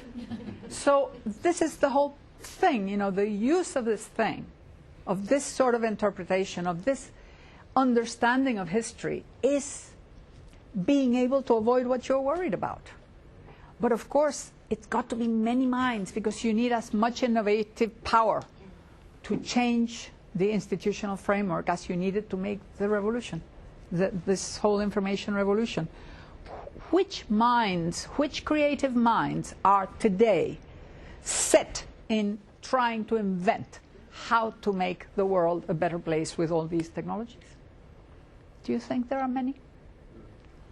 No. Everybody's market, happy. Come on, Germans, take all the limits away. Let all your workers be unemployed. Let them, it's ridiculous.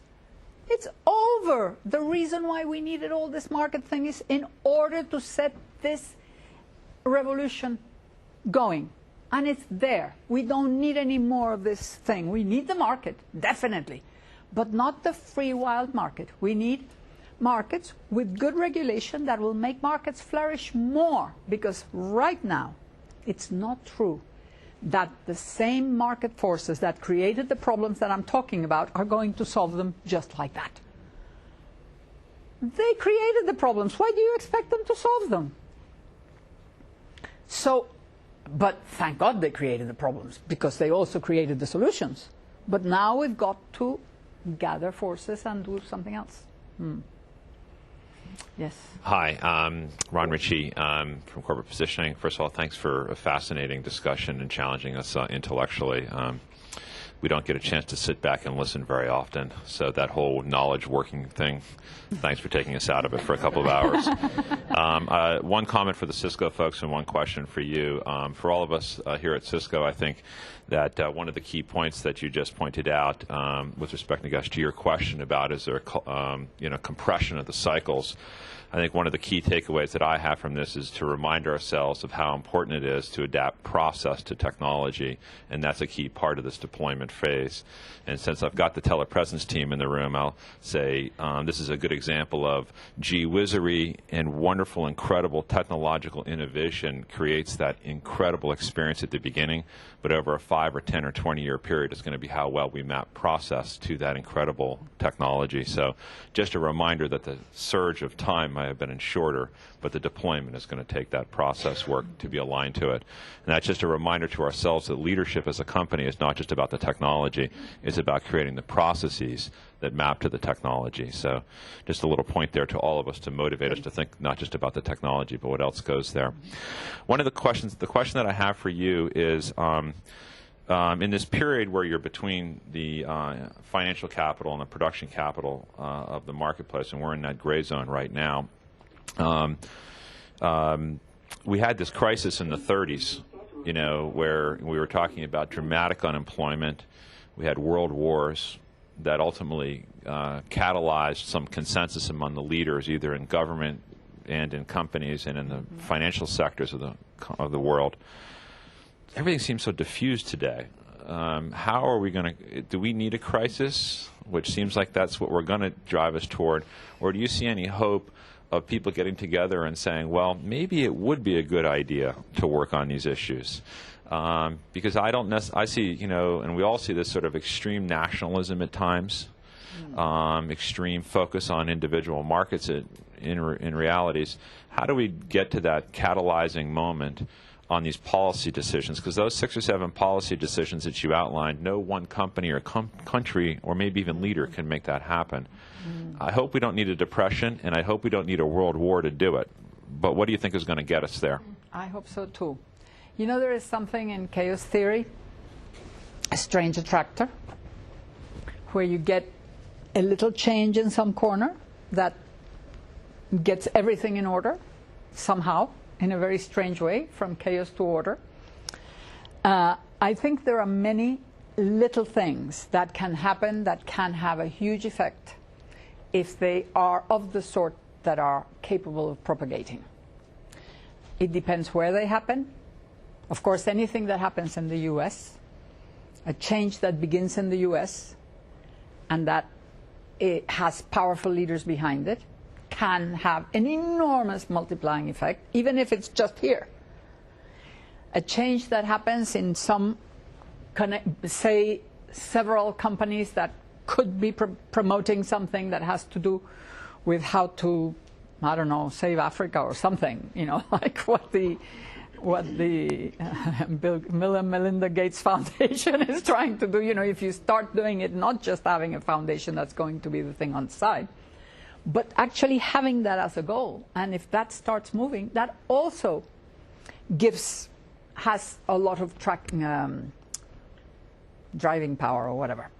So one of the things is that. But the other thing is that I think, obviously, if there is a crisis or if there is something really serious, it doesn't guarantee, but it makes it easier for people to be convinced. However, if you don't have the ideological elements available so that people, as soon as the crisis happens, say, they pick up these ideas. If you don't have the proposals, if you don't have the understanding in the media, in the papers, in the street, when people talk about, say, middle-class unemployment, well, let's explain why. And let's see what can be done in order to avoid it. That is not offshoring or outsourcing. Because you can't just have these little things that sometimes, some of the consultancy companies will figure out for every dollar that goes to China, we get 75 cents back plus 20. That's ridiculous. Stop it. Start saying, yes, this is a problem. And we've got to solve it in some other way, which is not to stop taking things where we've got to take them. We've got to do something else. Of course, each company takes its own part of the process over, and it cannot do what perhaps would have to be done by another company. But the way that could be done, you've got to have some form of regulation that favors it, some form of financing, subsidizing. People who create employment in the U.S. get, I don't know what, tax breaks, whereas the people who take it out maybe have to pay more taxes. Why not? You're getting more profit from outside. Let's use some of that to do this. Yes, taxes. You've got to redistribute somehow. So, start inventing. Start putting your minds to that. That's the whole problem. If we can have enough people working on imagining solutions to the things that are obvious. Because, forecasting, as we said, extrapolation is no good. But you can use current trends for something. If you see a strong trend today, you know that strong trend is going to hit a wall. Every strong trend hits a wall. Whether it just peters out or it backlashes and gives you a huge problem, Well, look at it. Study the trends. Study where it's going. Study what the consequences are. Just think, for instance, okay, great, you've got to move everything to China because labor is cheaper. How about moving all the raw materials to China from Africa, from Latin America, from everywhere, and all the energy and all the freight costs and all that and all the pollution that it's going to create, and then moving it within China, then putting big boxes and big plastic in order to make sure that the thing gets to the place it goes. Then you have to also bring the raw material to make the cardboard and to make the plastic, and then get the plastic going, and then put all that into trucks and then into containers, and then take that onto ships again and take it to the countries, and then from there. And all that energy and all that, what are we going to do about it? You think if this doubles, we're going to have enough ships and enough energy and it's not going to become very expensive? I mean, that's a problem. So you need to innovate in packaging, you need to innovate in transport, you need to innovate. Who's going to do that? Why do you have to wait until it happens? Who's going to control? Why take very heavy, automobiles to be produced in China? Why not in Mexico? The whole, a little bit ahead. If you just jump beyond 5 years, you start seeing other things. So that again is another sort of. So that's what you do with strong trends. Weak trends, you're used to using them. You see a very weak trend, but really something that promises, because you smell that it belongs to the paradigm. You get on top of it right away. You can't wait. So that's also clear. And then, of course, there is this whole thing which explains the mechanics of what's happening. And then you can also imagine that something is going to happen because you know that historically it has happened. I mean, it could not happen this time, but the most likely is that it will. Go ahead. No, I know. We're 5 minutes beyond the time. I got a staff meeting out there, but a great macro model gets the thoughts pumping, right?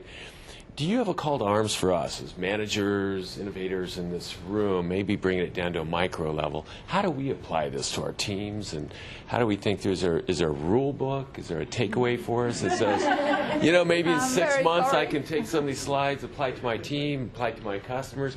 How do I move CISCO into the golden age quicker? That type of thing. I think I'll have to work on that. All right, so thank you very much.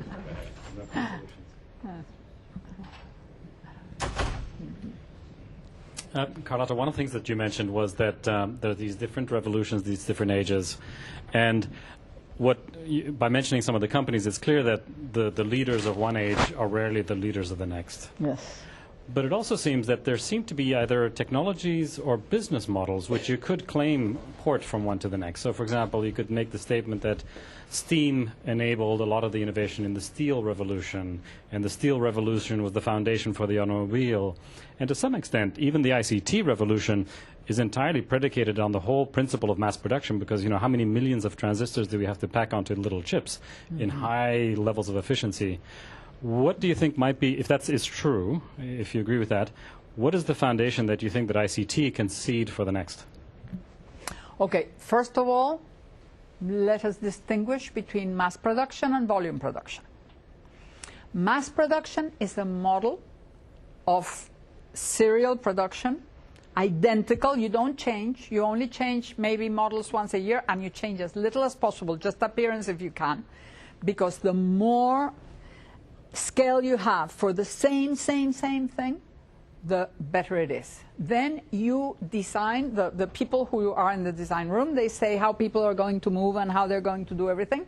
And you're going to keep that model exactly as it is. You have waste. You don't worry about raw materials. That mass production is a very particular way of producing. Now, volume production, which is several times greater than mass production for almost every product today, is a different thing. You have model changes anytime you want. You have variety within the same line. You have people intervening and changing things, and you have various techniques in order to have creativity, continuous improvement, etc. along the way. You have demand pull, the whole just-in-time thing, which allows Mass production was inventory creation. It was about finishing your thing and then putting it there, and how much do you have in inventory? This is something without. So having changed the model so thoroughly, the word mass production should not be used. And yet, you're right. If the experience in the old mass production hadn't been there, then what the Japanese did, because it was the Japanese who invented this, absolutely. Juran, Deming, that's very nice. They went there.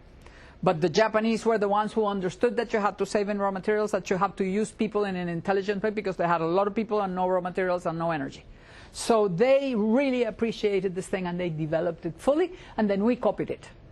But the Japanese sort of went on top of the old Charlie Chaplin model and turned it into this other completely different thing.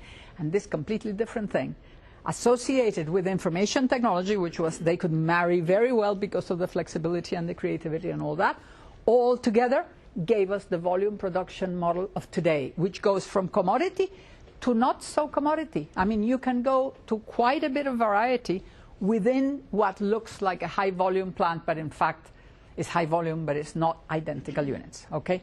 So yes, you're right, but not exactly. What I think about the basis of what will happen with information technology and the nanotech and biotech and all these things. The first railway age was based on iron. The first railways were made of iron. The first steam engines were made of iron. I don't know if you can imagine a steam engine made of brittle iron. I mean, really heavy, very bulky, very difficult to move, because iron is very brittle. So that you had slow, very good, 12 miles an hour, 15 miles an hour, fantastic. So of course you had national railways, you had telegraph next to it, so it was a fantastic thing, and you had the penny post. So all those things made that information moved much faster, 12 miles an hour, and much faster on the telegraph. And this was a revolution in itself. And wherever you could get your railways to interconnect what were regional markets, great. When you get cheap steel, you turn those engines into quadruple expansion engines. You make those rails that you can go at 60 and 70 miles an hour. You start going transcontinental. You get engines on ships. You get steel ships. Can you imagine? Iron ships, that was terrible. Steel ships, much lighter, much more powerful, with real engines that could take them everywhere, so that you had, you know, in 2 weeks you could come from the southern hemisphere to the north. So you could just go to the Antarctic, fill your thing with ice, put the meat in there, bring it, and it would last all the way. And therefore you got world globalized markets thanks to this incredible thing, which was the same as before, the same steam engine, but a different steam engine. No comparison. I don't know whether nanotech or biotech could create such quantum jumps in speed and in capacity of processing instead of semiconductors, that we could have a switch that's similar to going from the old, apparently fantastic iron railways to the really incredibly powerful steel railways of the third surge, from the second to the third. I am sure that the information knowledge society has 2 or 3 waves to go, and that even supposing we were going into an organic model of production, which would be if it's mainly biotech, or supposing we were going into a much deeper control of matter, going into nanotech and new materials and all that. I don't know which of the two or the two. They might very well articulate. It depends what the breakthrough is. We can never know what the breakthrough is, even though we might know exactly which technologies would form part. It is very likely that whatever it is, society is going to be so much in need of information and knowledge processing and aids and all these things, that innovation will go in that direction. Right now, in biotechnology, there are 2 possible ways that biotechnology could go. One is in the lab with information technology, gene splicing and all these genome projects and all these things. And the other is going out into nature and doing pest control and doing tissue cultures and doing all sorts of things that are very working with nature rather than trying to pry the secrets and, open the thing and sew and cut and add and whatever. I mean, it's two completely different ways, and they're both biotechnology. They're both using the forces of nature. Now, today, all the effort is in the one that is information technology enabled. And that is going to develop a lot.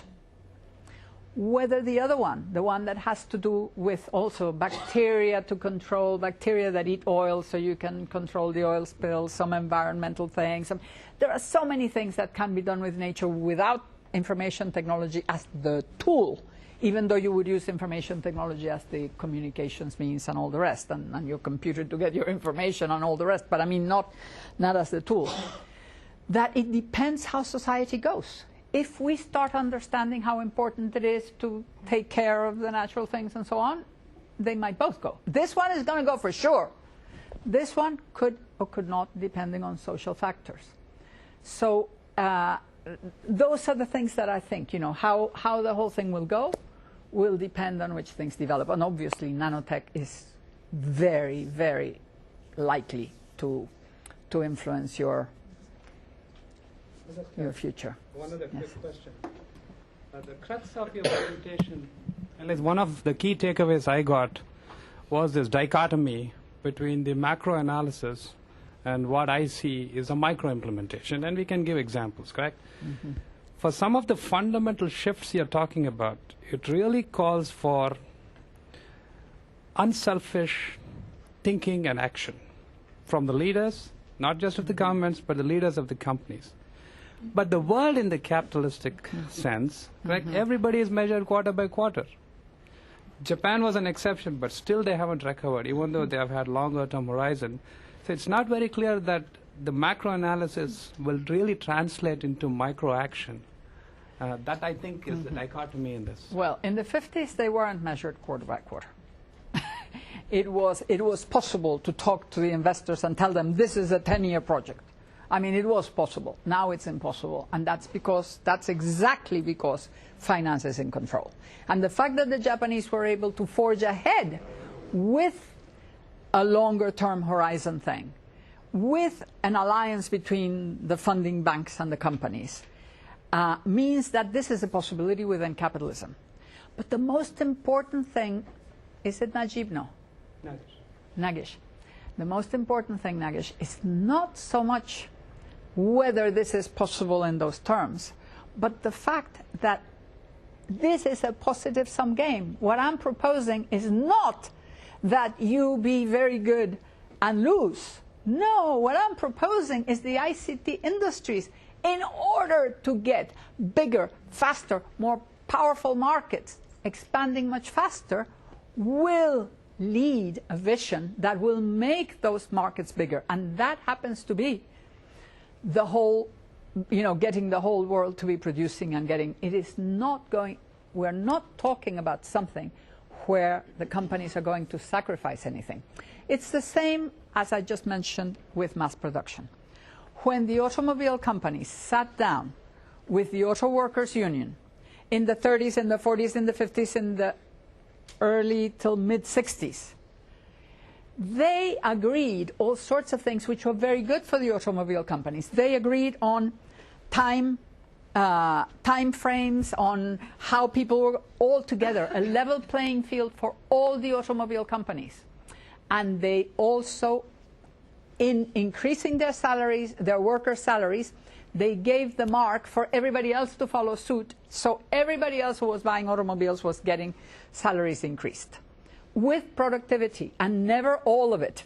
Part of productivity went to the workers, part went to profits, part went to expanding markets, part and so on. So, in fact, what I'm proposing is not at all a sacrifice. What I'm suggesting is that the only way to get this thing going is to understand that a positive sum game is better for everybody, and that if it's not done and you think you're doing it for yourself, you're actually hurting yourself, because it's going to be, you're going to grow less, and it's going to be worse. And that's what's difficult to understand. But once it's understood, it makes all the difference. Okay, this is great. Carlota, on behalf of Ron, the corporate positioning team, Guido, and the emerging technologies team, we'd like to thank you very much for the time you spent with us today. I think we can all agree it was thought-provoking. We'll have, obviously, some follow-up questions, and we're glad that you're going to be with us for the next day or so to work with us on this. Guido, do you have anything to say before we go? Yes, apologies. I was just coming from a customer, so I was a little bit late getting here this morning. So I think for us in the emerging technology team, it's of course, a very different exercise than what we do on a day-to-day basis, which is very much, next quarter, the quarter after that, focusing on the technologies that are going to impact us in the near future. But I found it very instructive to sort of think about it, especially because I thought, as we look to what new trends we can capitalize on, what are the next waves we're going to try and invest in, because our mission is not just these existing 4 technologies, but our vocation is to create a new emerging technology every quarter for the next 4 to 5 years. So we're trying to latch on to the next evolutions of ICT. And looking for historical patterns, I believe, is a useful exercise for us as we try and chart out what industries may be ripe for adaptation to technology and revolutionizing them more sort of in a wavelet rather than a macroeconomic wave. But thank you very much. Good, thank you.